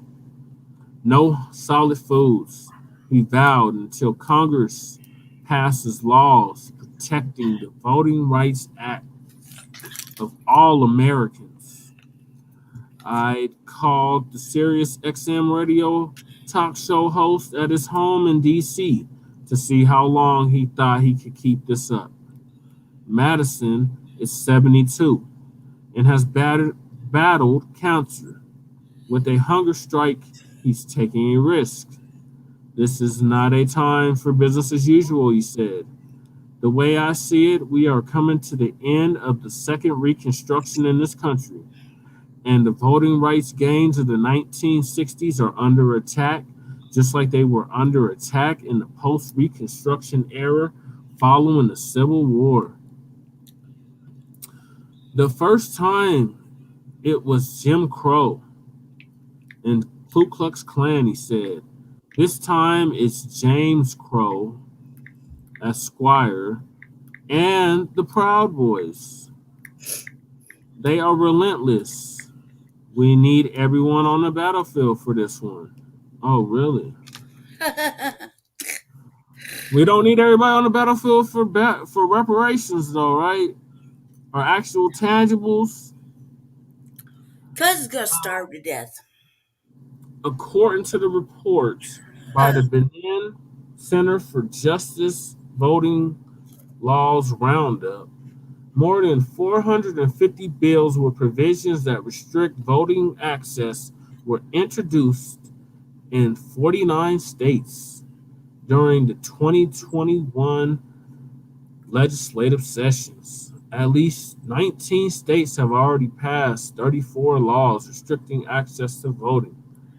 These early indicators, coupled with the ongoing mobilization around the big lie, the same false rhetoric about voter fraud that drove this year's unprecedented wave of voter suppression bills, suggests that efforts to restrict and undermine the vote will continue to be a serious threat in 2022. So, not white supremacy, but this is a serious threat in 2022. The Benin Center report said 2 bills would help stop the threats to voting rights. The Freedom to Vote Act, which would ensure minimum national standards for voting and prevent partisan actors from interfering with elections or canceling the results, and the John Lewis Voting Rights Advancement Act, which would prevent discriminatory practices and rules in voting, especially in states where discrimination is persistent and pervasive. Okay. Both bills were passed by the House, but held up by Republicans in the Senate. But why a hunger strike? A group of college students from Arizona had come to D.C. in December trying to follow Madison's lead by staging a hunger strike for voting rights outside the White House. They lasted 14 days before becoming too weak to walk. One of them declared that the hunger pains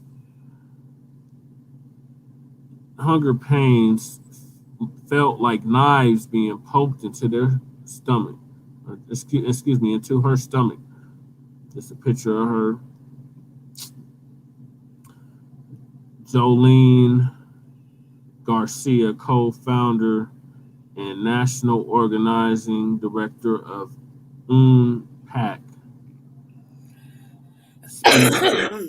engaged in a hunger strike.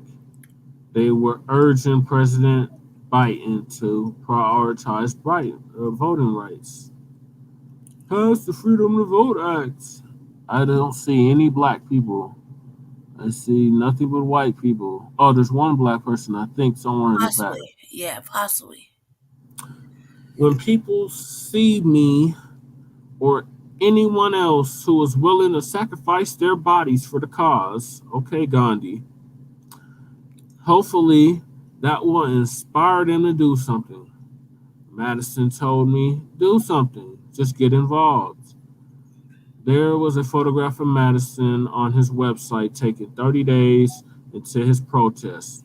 He was shirtless with a sagging chest and gout face. Gout face. He didn't look like he could last till the next morning. He was subsisting on bone broth and juices, he told me. His weight had gone from 194 pounds to 171.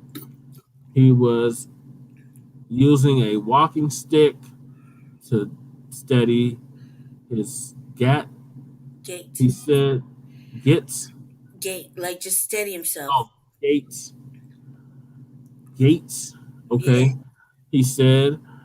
Other side effects included insomnia, dizziness, nausea, and chills. When I told my wife what that I was going to do this, she said, "My goodness, you're not 30 years old anymore. This could be harmful." Madison recalled. He and his wife Sharon will have been married 45 years on January 15th. They have 4 grown children. She said, "So you're telling me that you're willing to die?" And I looked at her and said, "Yes." And that ended that conversation. There's a picture of him on December 11th of 2021. It's not looking so good. But other conversations had begun. Several people were asking, how far is the nation willing to save a democracy under attack by autocratic, if not fascist sympathizers? Again, Black family, this is not a democracy. It doesn't matter how many times you tell the lie, it doesn't make it true. Cuz is gonna die. In July, a protest for voting rights led by Black women, same Black women that's the backbone of the Democratic Party, right, resulted in 9 arrests, including the arrest of the Congressional Black Caucus Chair, Representative Joyce Betty, Democrat of Ohio, that caught Madison's attention. He and Betty, is it Betty or Batty? Beatty.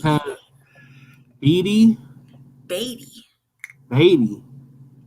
He and Beatty had attended high school together in Dayton, Ohio. In August, the Reverend, oh Lord have mercy, the Reverends Jesse L. Jackson and William J. Barber II were among about 20 people arrested outside the U.S. Capitol while protesting on behalf of the voting rights. They were demanding lawmakers expand and protect the Voting Rights Act by the 56th anniversary of the legislation later that month. But the date came and went without action. In November, the National Council of Negro Women led a demonstration to push President Biden and congressional Democrats to pass the voting rights bills. They also hoped the lawmakers would vote to abolish the filibuster, a Senate tradition allowing unlimited debate that can be deployed to prevent or delay a vote on a measure brought before the chamber. Oh, that's what the filibuster is. That's what I've been hearing so much about. That's the reason why Jim Crow Biden can't get nothing passed. That's what them Democrats are saying. On November 8th, Madison announced that he was going on a hunger strike. I was thinking, what can I do in solidarity with them, he said. This was not the first time taking such action. In the mid-1980s, he fasted during a cross-country March for Dignity in South Africa.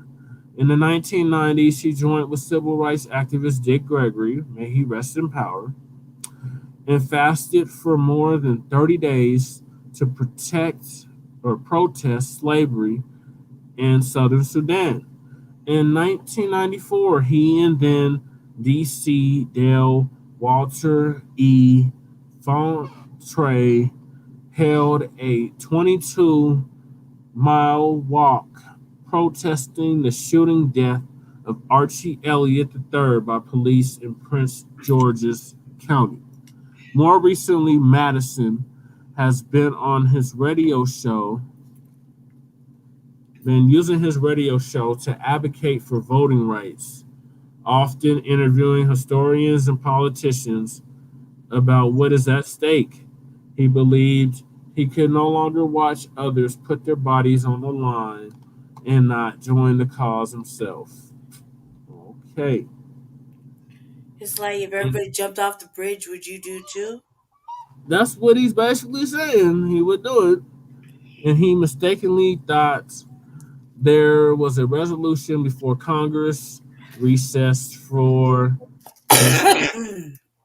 I let myself start thinking how good a tuna fish sandwich would taste, Madison said, but that didn't happen.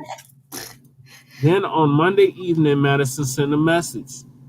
It was a tweet from Senate Majority Leader Charles E. Schumer, Democrat of New York, announcing that the Senate would vote to amend the filibuster by Martin Luther King Jr. Day, January 17th, if or when the GOP stands in the way of the voting rights legislation. Of course, it's always the Republicans. Linking the anniversary of, here we go, of the January 6th attack on the Capitol with the need for voter protection. Schumer wrote, "Let me be clear.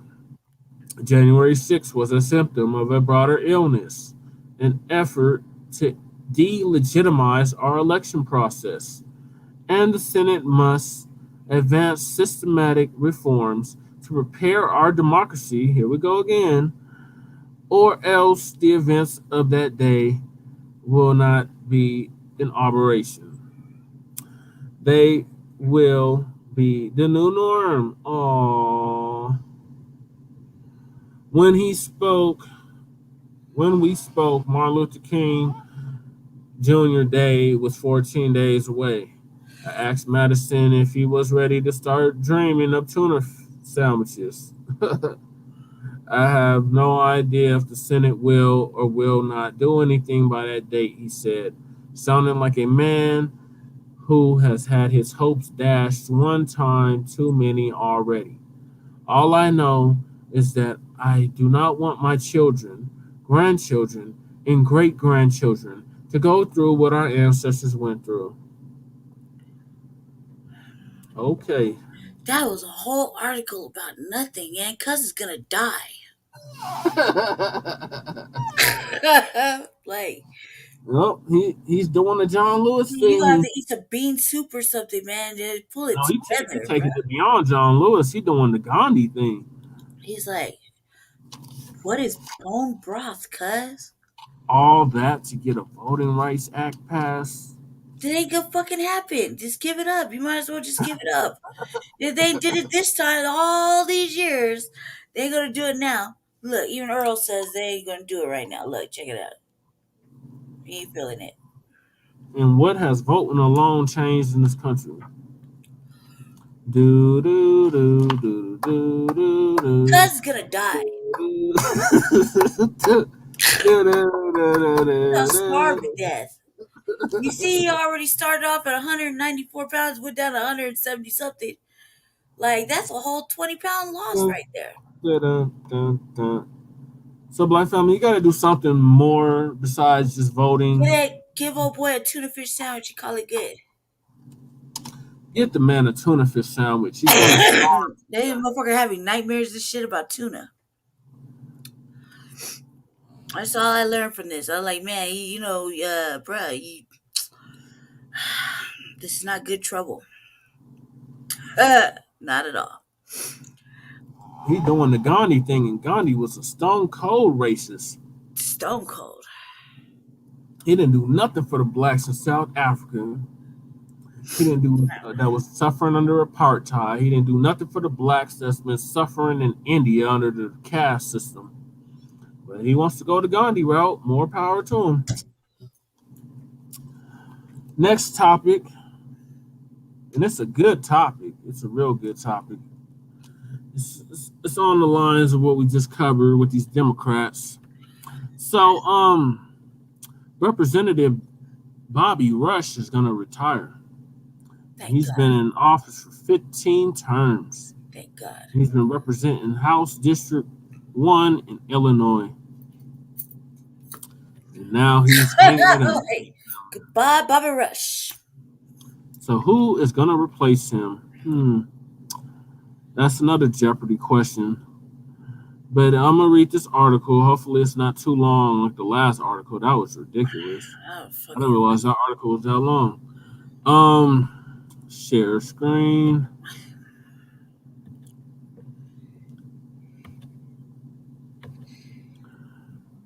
Hello. Here we go. Bobby Rush. Democratic lawmaker Bobby Rush retires.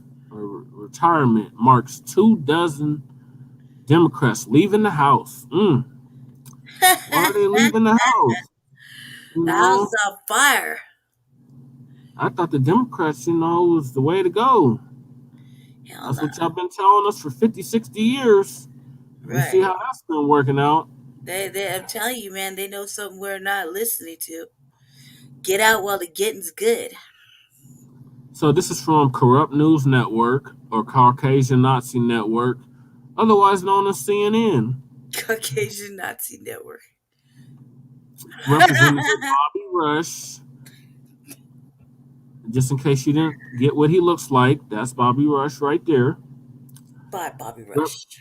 Representative Bobby Rush of Illinois told Chicago Sun-Times in an interview published Monday that he won't run for a 16th term in the U.S. House of Representatives. The 24th House Democrat, I was almost going to say Democrat, to announce he's the 24th. So it's 24 of them that's just hanging it up. To announce plans of leaving the chamber at the end of the term. Rush is the 35th member from either party to announce they'll be leaving the House at the end of the term.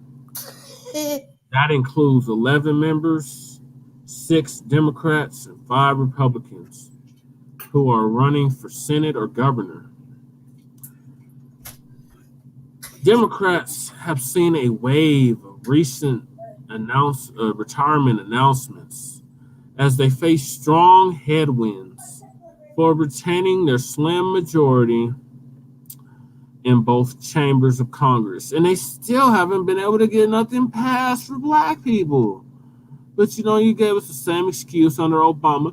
Well, Obama could do nothing because they didn't control the House and the Senate.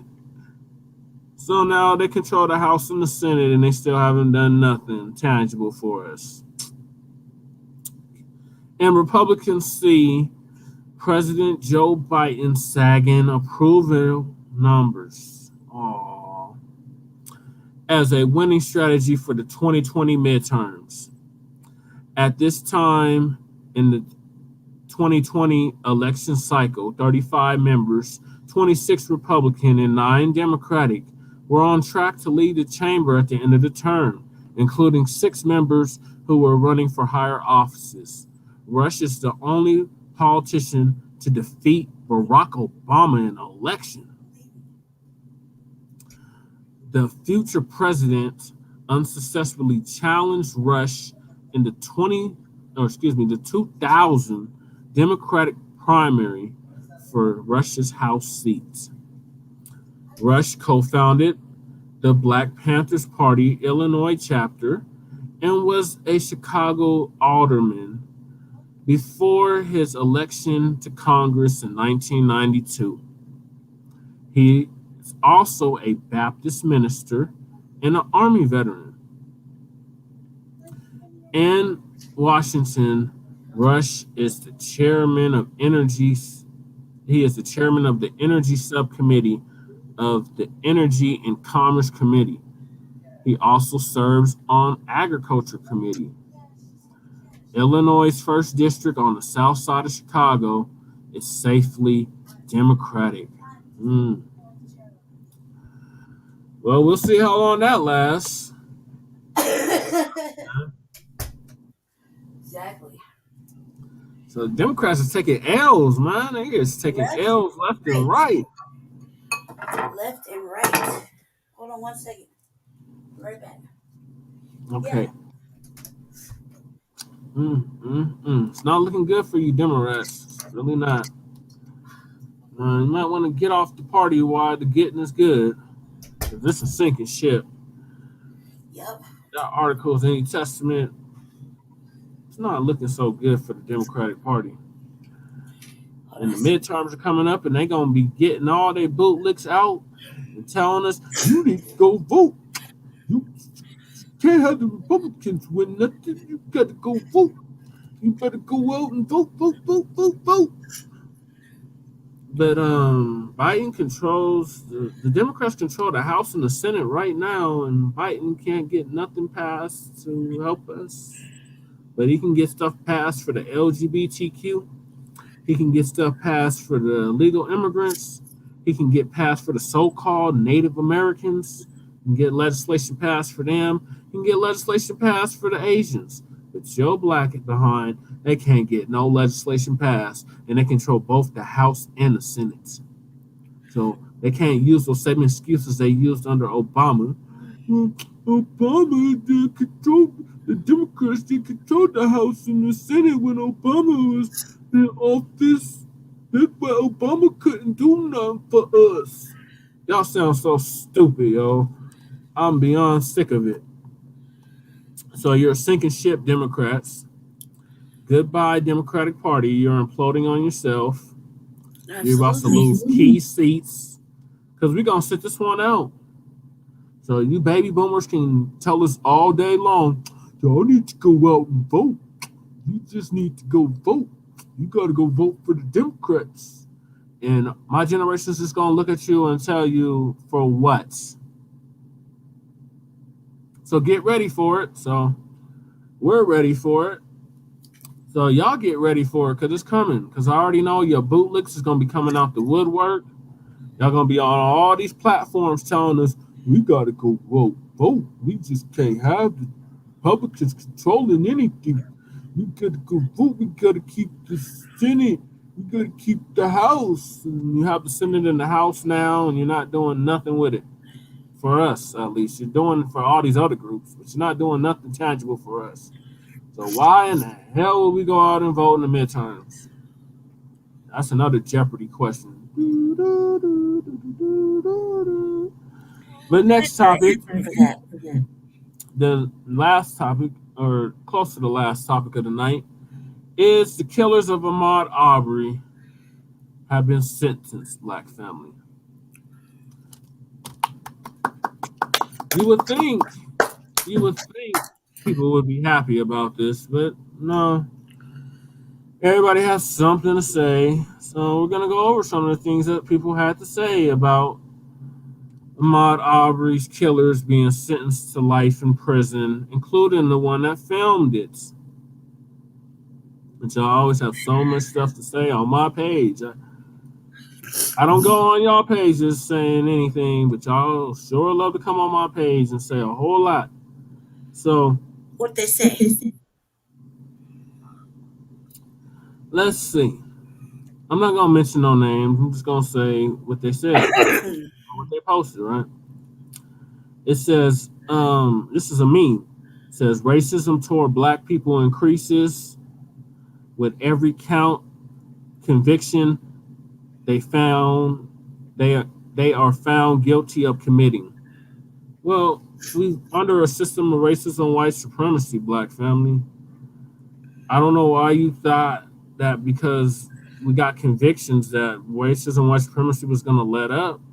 Racism and white supremacy don't like taking L's. This is a big L for white supremacy. A big L. Mm-hmm. Let's see what else. The thing is about it, they are heroes in their community. Of course they're heroes in their community. They're white supremacists. The system... They killed and lynched the motherfucker right there. It's founded off of white supremacy. Of course they're going to be heroes. Okay, what else has been said?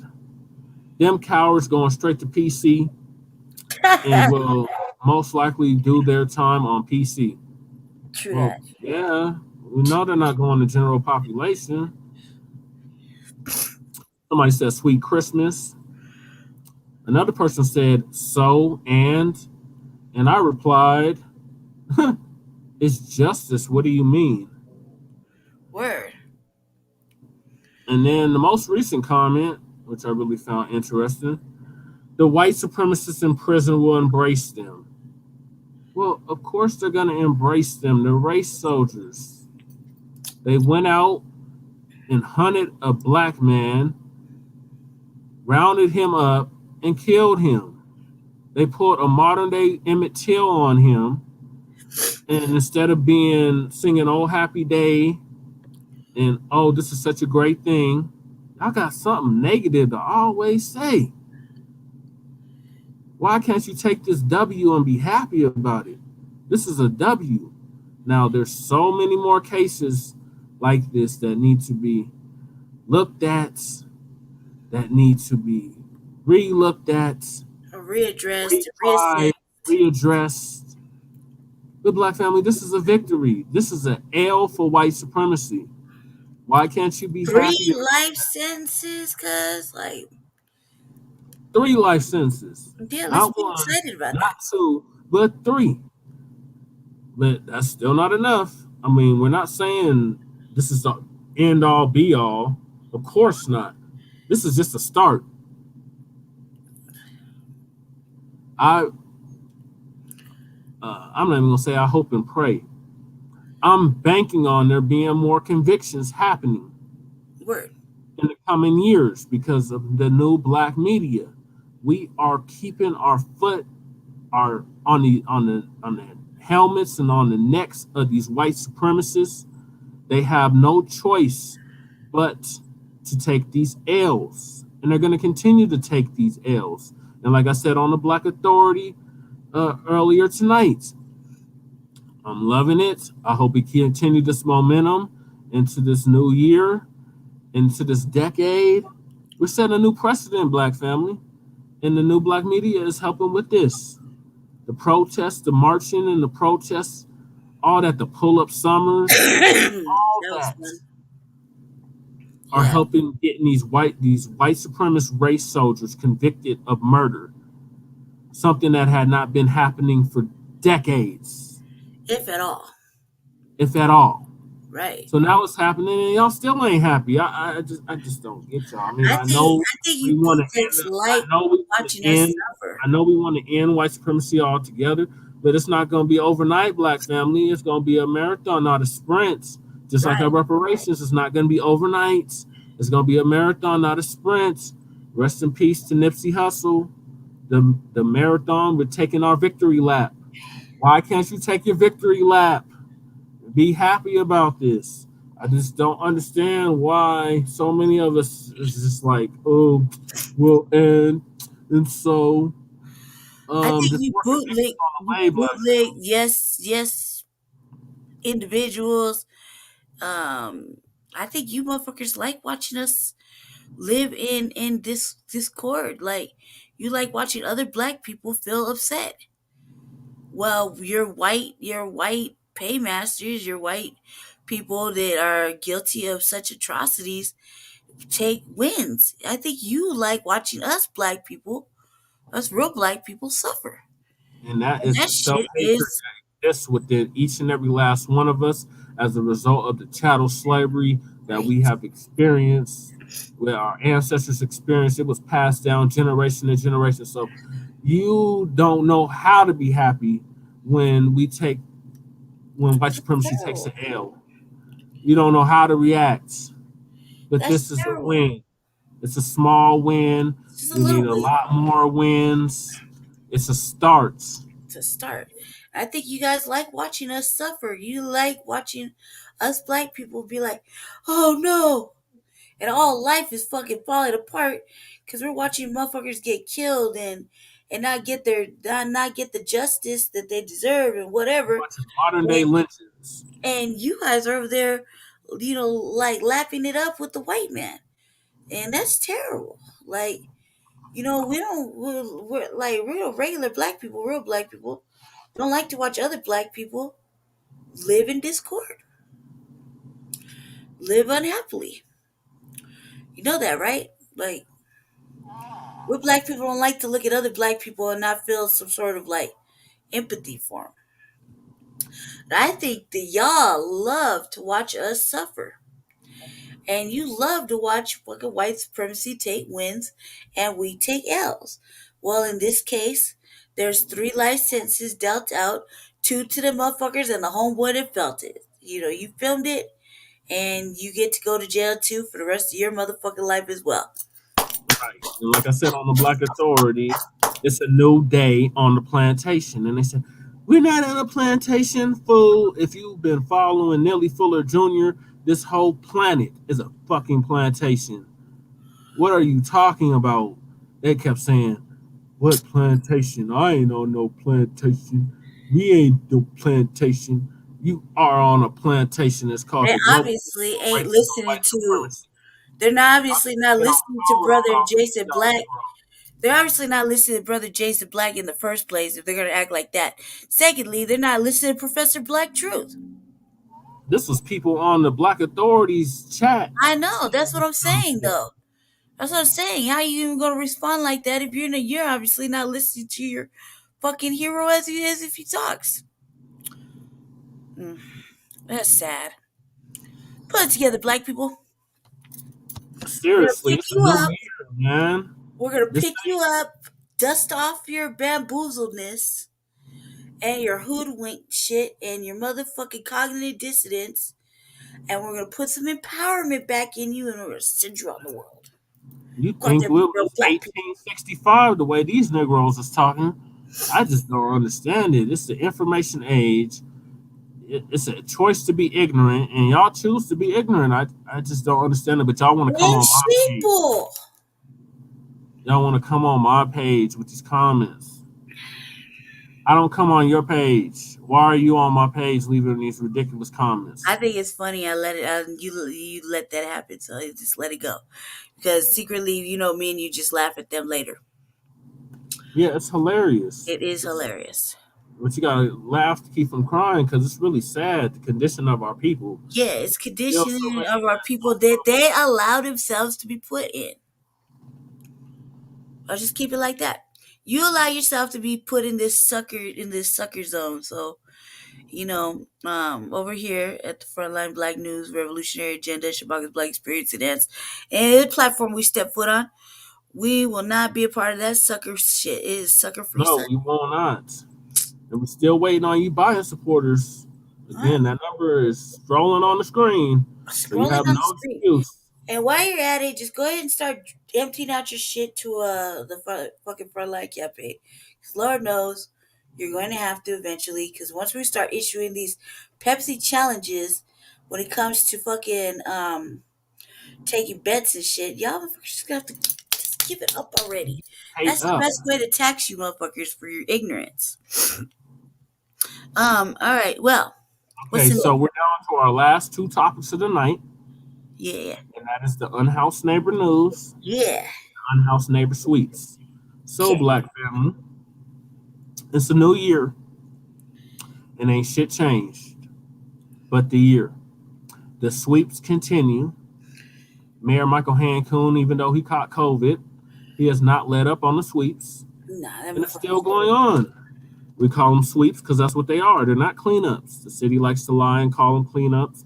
Says, oh, we have to clean up these areas because of environmental hazmat and they're just going into disarray and we have to clean them. No, they're not cleanups. They're sweeps. You're systematically displacing people that have built communities on these streets because they can't afford to live in a mile-high income city where you have to have mile-high income in order to live.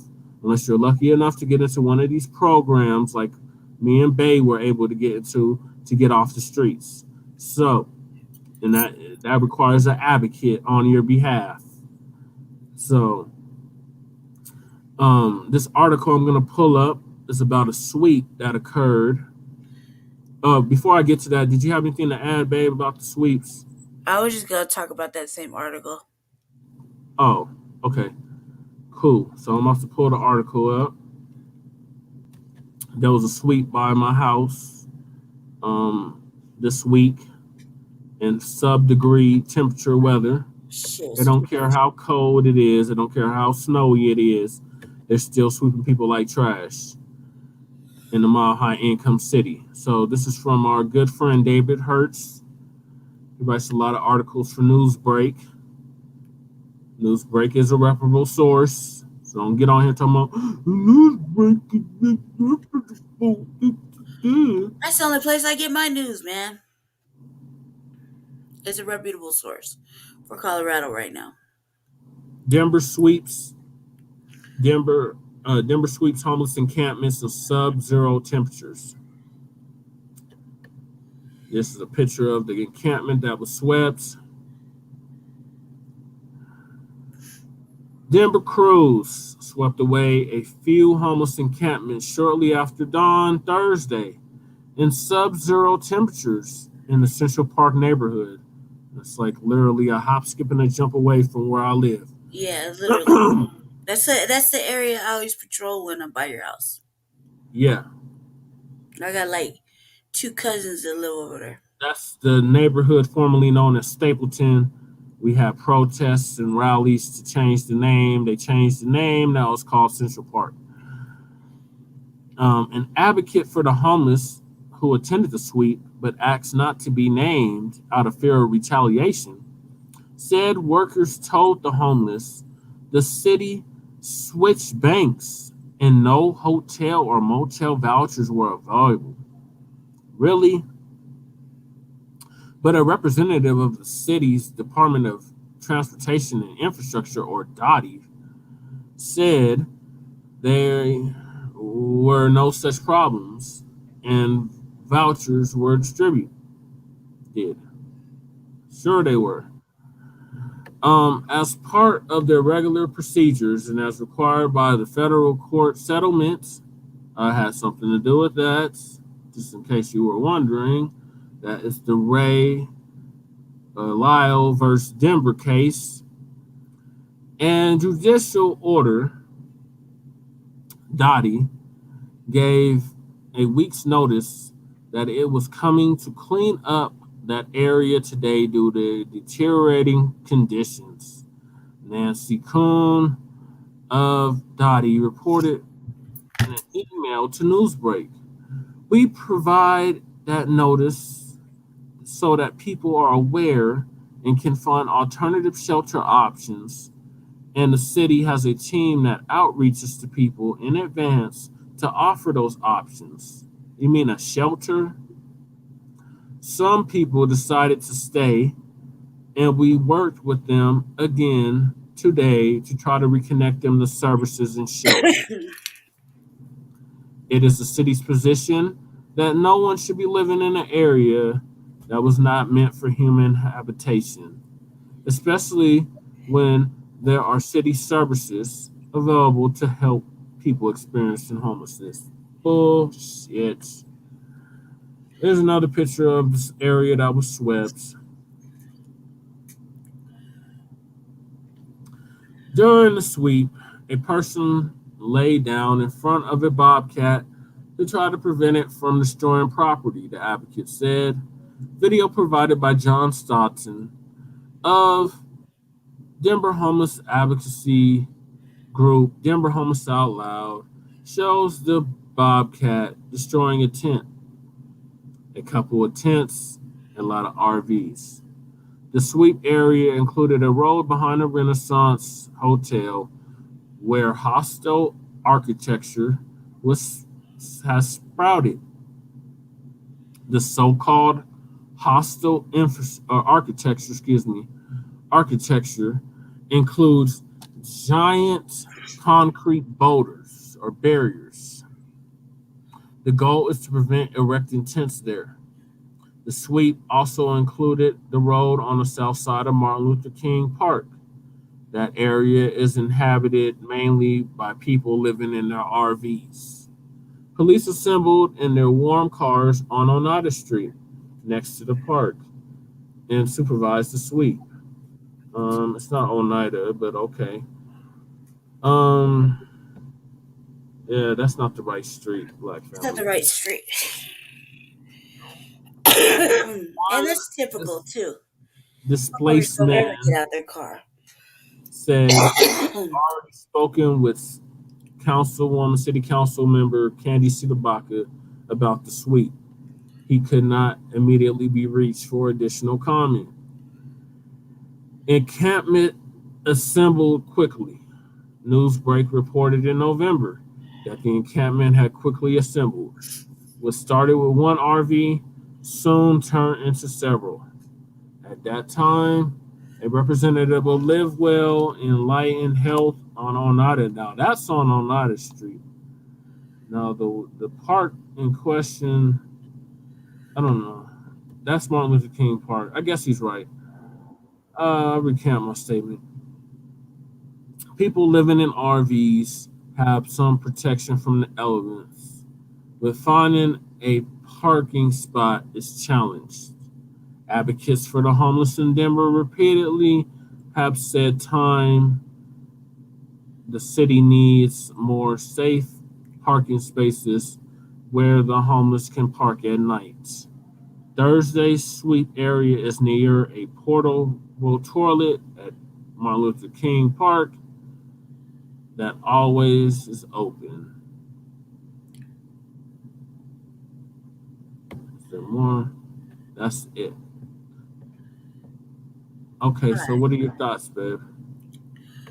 Well, first of all, I got like two cousins over there that were over there, and both of them were in RVs. Look, it's like they don't want to see any kind of homelessness. First, it was the tents. First, it was the lean-tos. Then it was the tents. Then it was because they decided to get smart and fucking use their little bit of money and resources to grab a fucking RV. You're gonna hate on them for that too? What do you want from these people? Look, those streets right there are the street right there by your house Mm-hmm. is not. 39. Yeah, it's not really being used. The people right there, those I think there's like a tire factory or some shit like that right Yeah, there you see by the the park. old dealership, I believe. Yeah, they don't give a fuck about the homeless people right there. As long as their shit it does not go over their fence. You know, when I go to visit, like so when I'm over there, when I go visit you, and I'm on my way home, I'm about to leave from your spot to go to my house. I patrol that neighborhood real quick, like maybe like a couple minutes. Let's chop it up with everybody, and I creep up on the motherfuckers in their cars that are parked on the side of the park because I think they're suspect. I Mm-hmm. don't really think that the people in the tents and the encampments are suspect as I do the people in the cars watching those people. And so I like to ride up on them and fuck with them and shit. Like, what are you doing right here? What you got Mm-hmm. going on? You know what I mean? Mm-hmm. And then I'll stop and I'll have like full conversations. Dude, LaDonna's caught me talking to like three or four motherfuckers in a car, avidly questioning them when it was summertime, okay? Yeah. um, this is like, leave them people alone. No, they didn't leave the homeless people alone. They're up to no good. I Mm-hmm. can sense people are up to no good a mile away, okay? So I'm like, man, no, what are you doing? Well, what are you doing? Well, I'm patrolling the neighborhood trying to keep the fucking people safe. I'm Batman. What the fuck does it look like I'm doing? You know what I mean? When it was snowing, like, okay, so I went home to quarantine, and then you tell me about it, and it's like, the audacity. You know how fucking cold it was? Yeah, it Cold was it was. down there below zero. It The was very day I went cold. home, it was cold.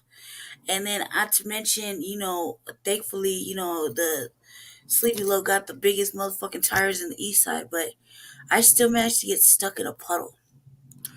And even though I have, I like to think of myself as power chair skill sets, you know what I mean? I could drive myself out. I still got stuck in there, and it was still cold. I wasn't dressed I wasn't dressed well enough because it was sunny when I went to your house. Yeah. And so I wasn't prepared to, A, I wasn't prepared to get sick. B, I wasn't prepared to have to go to the hospital.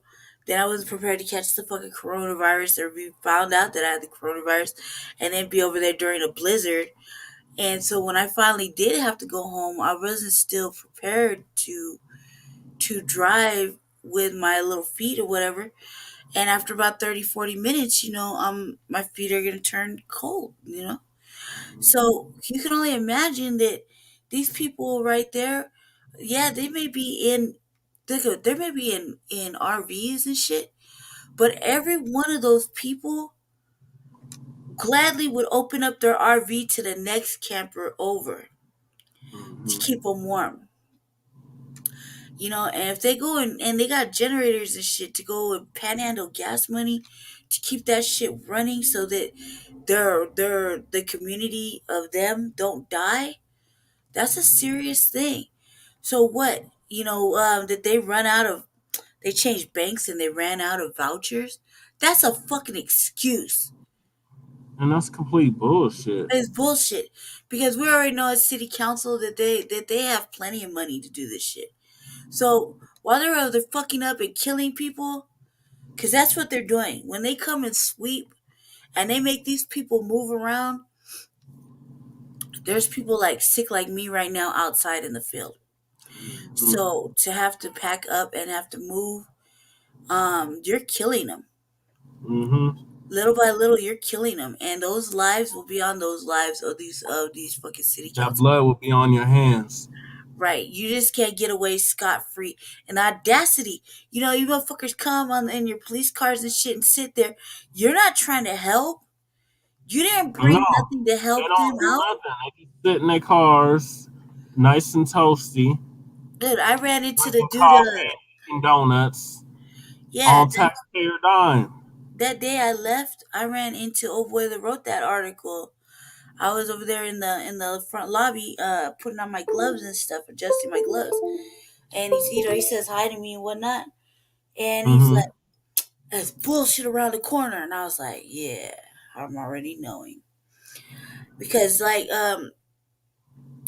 just earlier in the wintertime, earlier like in like the mid fall, right when it was early fall, remember I was telling you that a man died over there, and they moved him and picked up all his shit like he didn't exist.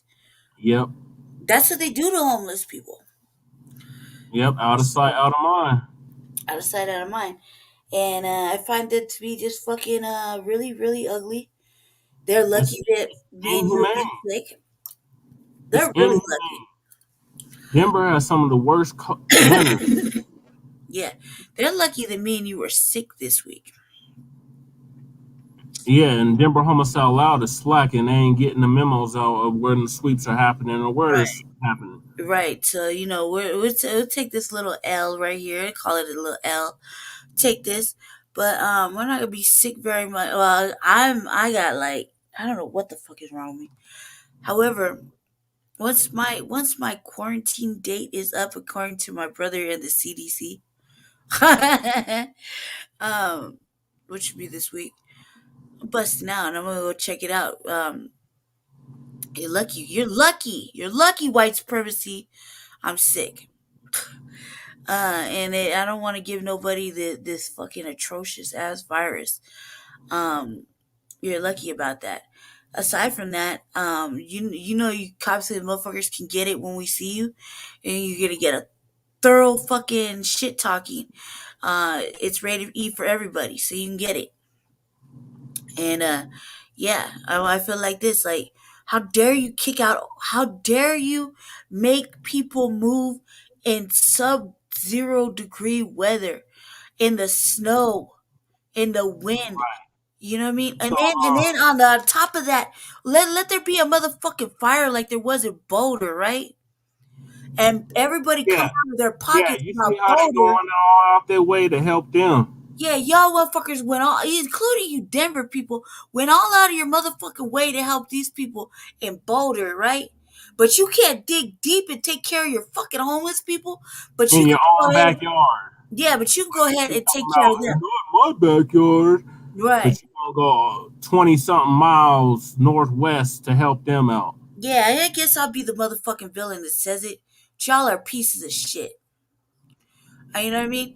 You can go ahead and take care of these bougie ass motherfucking white people in $1 million homes that got their shit burned down. Right? But you can't look out for your fucking people in your own goddamn community in the city you work in. And you'll move them and you'll kill them and you'll put them in motherfucking shelters that are not fucking even livable.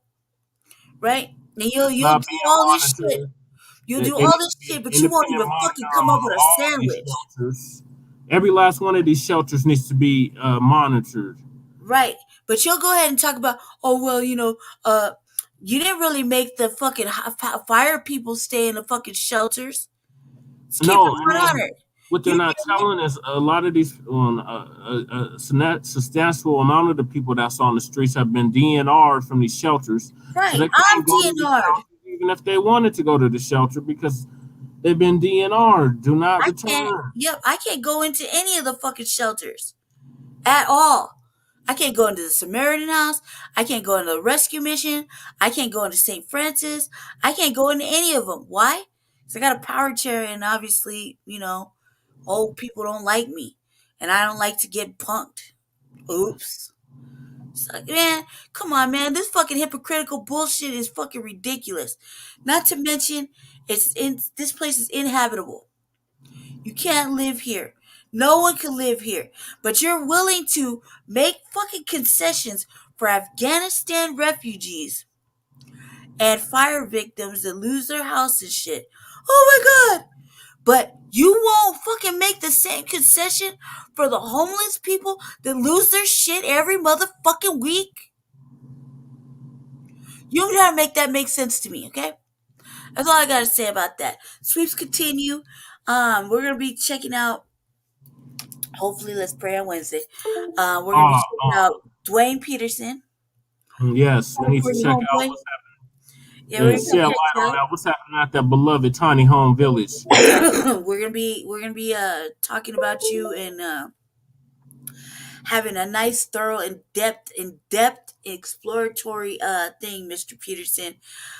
We just wanted to get over this COVID shit before we sat down and really uh, delve deep into that. It's a Know shame. that He done sent Cole 4 requests to code for yeah, investigate what the hell is going on at CBC.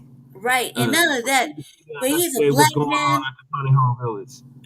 He's a black man. We've seen him a couple of times on city council, repping his own shit. But he's advocating for himself, and he needs some support. So we're gonna support him.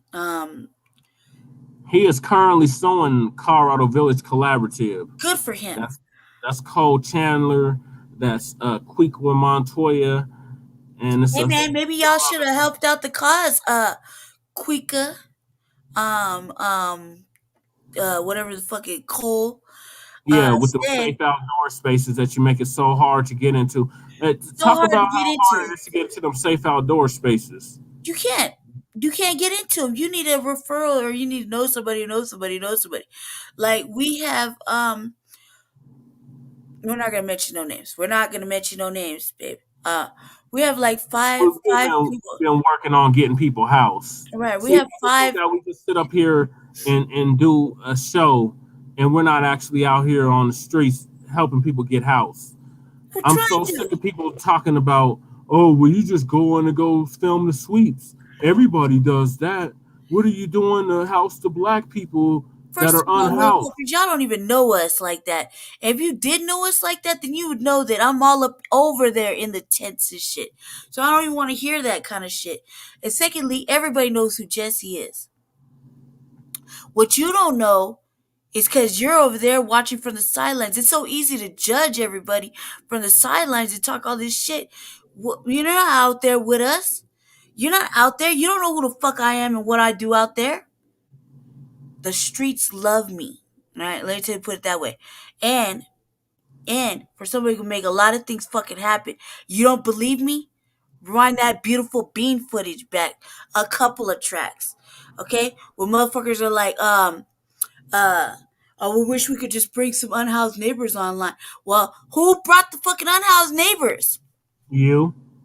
Right? Who got the unhoused neighbors to clean up a whole motherfucking parking lot within 2 hours while I went to the doctors while you motherfuckers couldn't get it done for months? You. Exactly. Now shut the fuck up, man. I don't want the next motherfucker that has something to say, get on my shit and let's really debate about it. Let's really have a dialogue about what you think me and Jesse don't do. Okay? And how the people don't know us or what they think. They don't know is y'all motherfucking bougie ass motherfucking white people. That's what they don't know. But they do know who the fuck I am, and they sure as fuck know who the fuck he is, and they definitely knew who the fuck Jerry Burton was. And for let me just go ahead and put this out there. Marianne Thompson, the next motherfucking time you speak up, cuz I'm gonna knock on your motherfucking door, we're gonna have a real dialogue. Okay? Because they don't know who the fuck you are. Okay? While you sit up here and you dog out fucking Jesse and you fucking do all this shit and you want to put everybody's fucking business on blast, I'll put your shit on blast like that. We don't want to do that. We're going to try to be ladies about this, right? So let me put it to you like this. You don't know what the fuck we do out there with these people. You don't know how much food we bring out there to them or what kind of supportive shit or even if I open my own motherfucking house up to them. How many motherfuckers I've had up in my crib? Yeah. Okay. Or when Jerry used to bring people over to his house. Right? So you don't fucking know. And while you're sitting here dogging out Mr. Paris over here, just know that you're wrong. You're real wrong, okay? Because we work a lot, very close. This is a motherfucker right here that give up her 3 minutes for unhoused neighbors all the time. This is the same motherfucker that bring my cousins and shit online so they could actually tell their little fucking sides of the story of what's really going on. So I don't see you doing any of that. And while you want to sit up here and talk about some advocation that you did fucking years ago, leave it at that. When you do something recent, holler at us. There you go. Move along. Right. There you have it. Yeah, and you can go more than welcome come on the RVA. Keep it off the fucking page if you have to. But you a coward ass little old lady, man. And then when you get on there, you want to sit up here and you want to talk all this shit to somebody, and you want to hide behind it and then throw in a fucking illness after the fact that you get told off. You know, he doesn't have to speak to you. You don't have to watch the program. You don't have to participate. You can tune out. And it's okay. Matter of fact, it's better for us if you tune out. Yeah, there's a trigger alert. We ain't no goddamn trigger alert. Everything that we saying on here is triggering. And so what? Even if it is, you have it coming. You have it coming. And I'm tired of reading shit and you got something to always gotta say. You ain't fucking perfect, old lady. You're not perfect. You're not out there with these people. Are you out there in the snow? No, I am. I'm out there fucking patrolling the city with my motherfucking little cherry. You don't believe me? Ask around. Drive the street yourself and see if you don't see me out there. You know what I mean? Or see if you don't see me just keeping an eye on shit. Or fucking rolling up and hiding out and kicking in and talking to motherfuckers and having real dialogues with people who are actually in encampments. Not to mention all the people I know that live in RVs. Okay? Now, just because I don't work for an agency or anything like that called like Denver Homeless Out Loud doesn't mean dick. The people know who I am, and the people respect me, and the people still respond to me, and I can still get things to happen because I know how to talk to them. Why? Because I was just as gutter as all of them for all those years sleeping on the motherfucking sidewalk. While you're up in a motherfucking shelter, while you're up in your little apartment and shit, I was sleeping on the fucking sidewalk. So I don't want to hear anybody say anything. As far as I'm concerned, y'all don't have enough lived experience to even talk to me. How about that? You don't have enough lived experience to have a fucking dialogue with me. Can't tell me shit. Can't tell me about going to the restroom in the worst fucking situations, right? You can't talk about having white people walk around you taking pictures of you. Hmm? Mm. You can't tell me shit about being a woman having to go Paula through. Bird. We talking about Exactly. people like Paula Bird Right. You can't tell taking me pictures shit of the about it. homeless and then making money off of it and not compensating the people that she took the pictures. Right. You can't tell me a motherfucking thing, lady, about being a woman and having to go through that time on the fucking street at all. So when you get enough motherfucking lived experience, come holler at me and then we could have a dialogue. Other than that, everybody can sit the fuck down, shut the fuck up, stop coming at him like you have the fucking balls and audacity to speak on it because you don't have enough lived experience to. Okay? Don't want to hear nothing until any of you had to go fucking sell drugs, sell your body or anything to feed yourself while you're out on the motherfucking street for all those years consecutively. Sit the fuck down. You don't have enough lived experience to even dialogue. I said that. You're welcome. Have a good night. Go ahead, baby. Yep. And on that note, thank y'all for tuning in to episode 44 of the Frontline Black News. Make sure you check out the Revolutionary Agenda on Thursdays at 4 p.m. Mountain Standard Time. Also, check us out on Shabaka's Black Experience Enhanced. I believe we're going to be doing a show tomorrow, God versus the Devil, part 4. This is the call-in number. It's been strolling the whole time. So we're still waiting on you Biden supporters to call up. The number is 516-418-5996. I'll repeat it for those that didn't hear me in the back. That number is 516-418-5996. And feel free to call in with your questions, comments, and concerns. And you'll straight be roasted if you come on the show with some sample, ramble, babble. You will straight be roasted. So that's your only warning. We don't have no trigger alert on this show. Everything that we talk about is triggering. So you get no warning. That's the only warning you get. And what else? Am I forgetting anything? Peace, love, light, and Black empowerment. We'll be back next week with a brand new episode of the Frontline Black News. Make sure you check us out on frontlinecampaign.org. That's going to be the campaign site as well. When I file, you can start donating to that site. So make sure you check that out because I will be filing here in the coming months for Mayor of Denver. And the slogan still stands, justice for the poor, people over profit. Oh, I do have one thing to say. Probably by next week. Yeah, probably by next week I'm gonna have my Cash App thing up. Trying to raise a couple like $300-$400. I gotta take a class. So if y'all want to help, we do offer tangibles in the form of our a book and a mixtape. Yeah, political prisoner Ramel Studies book and a mixtape for a $10 donation.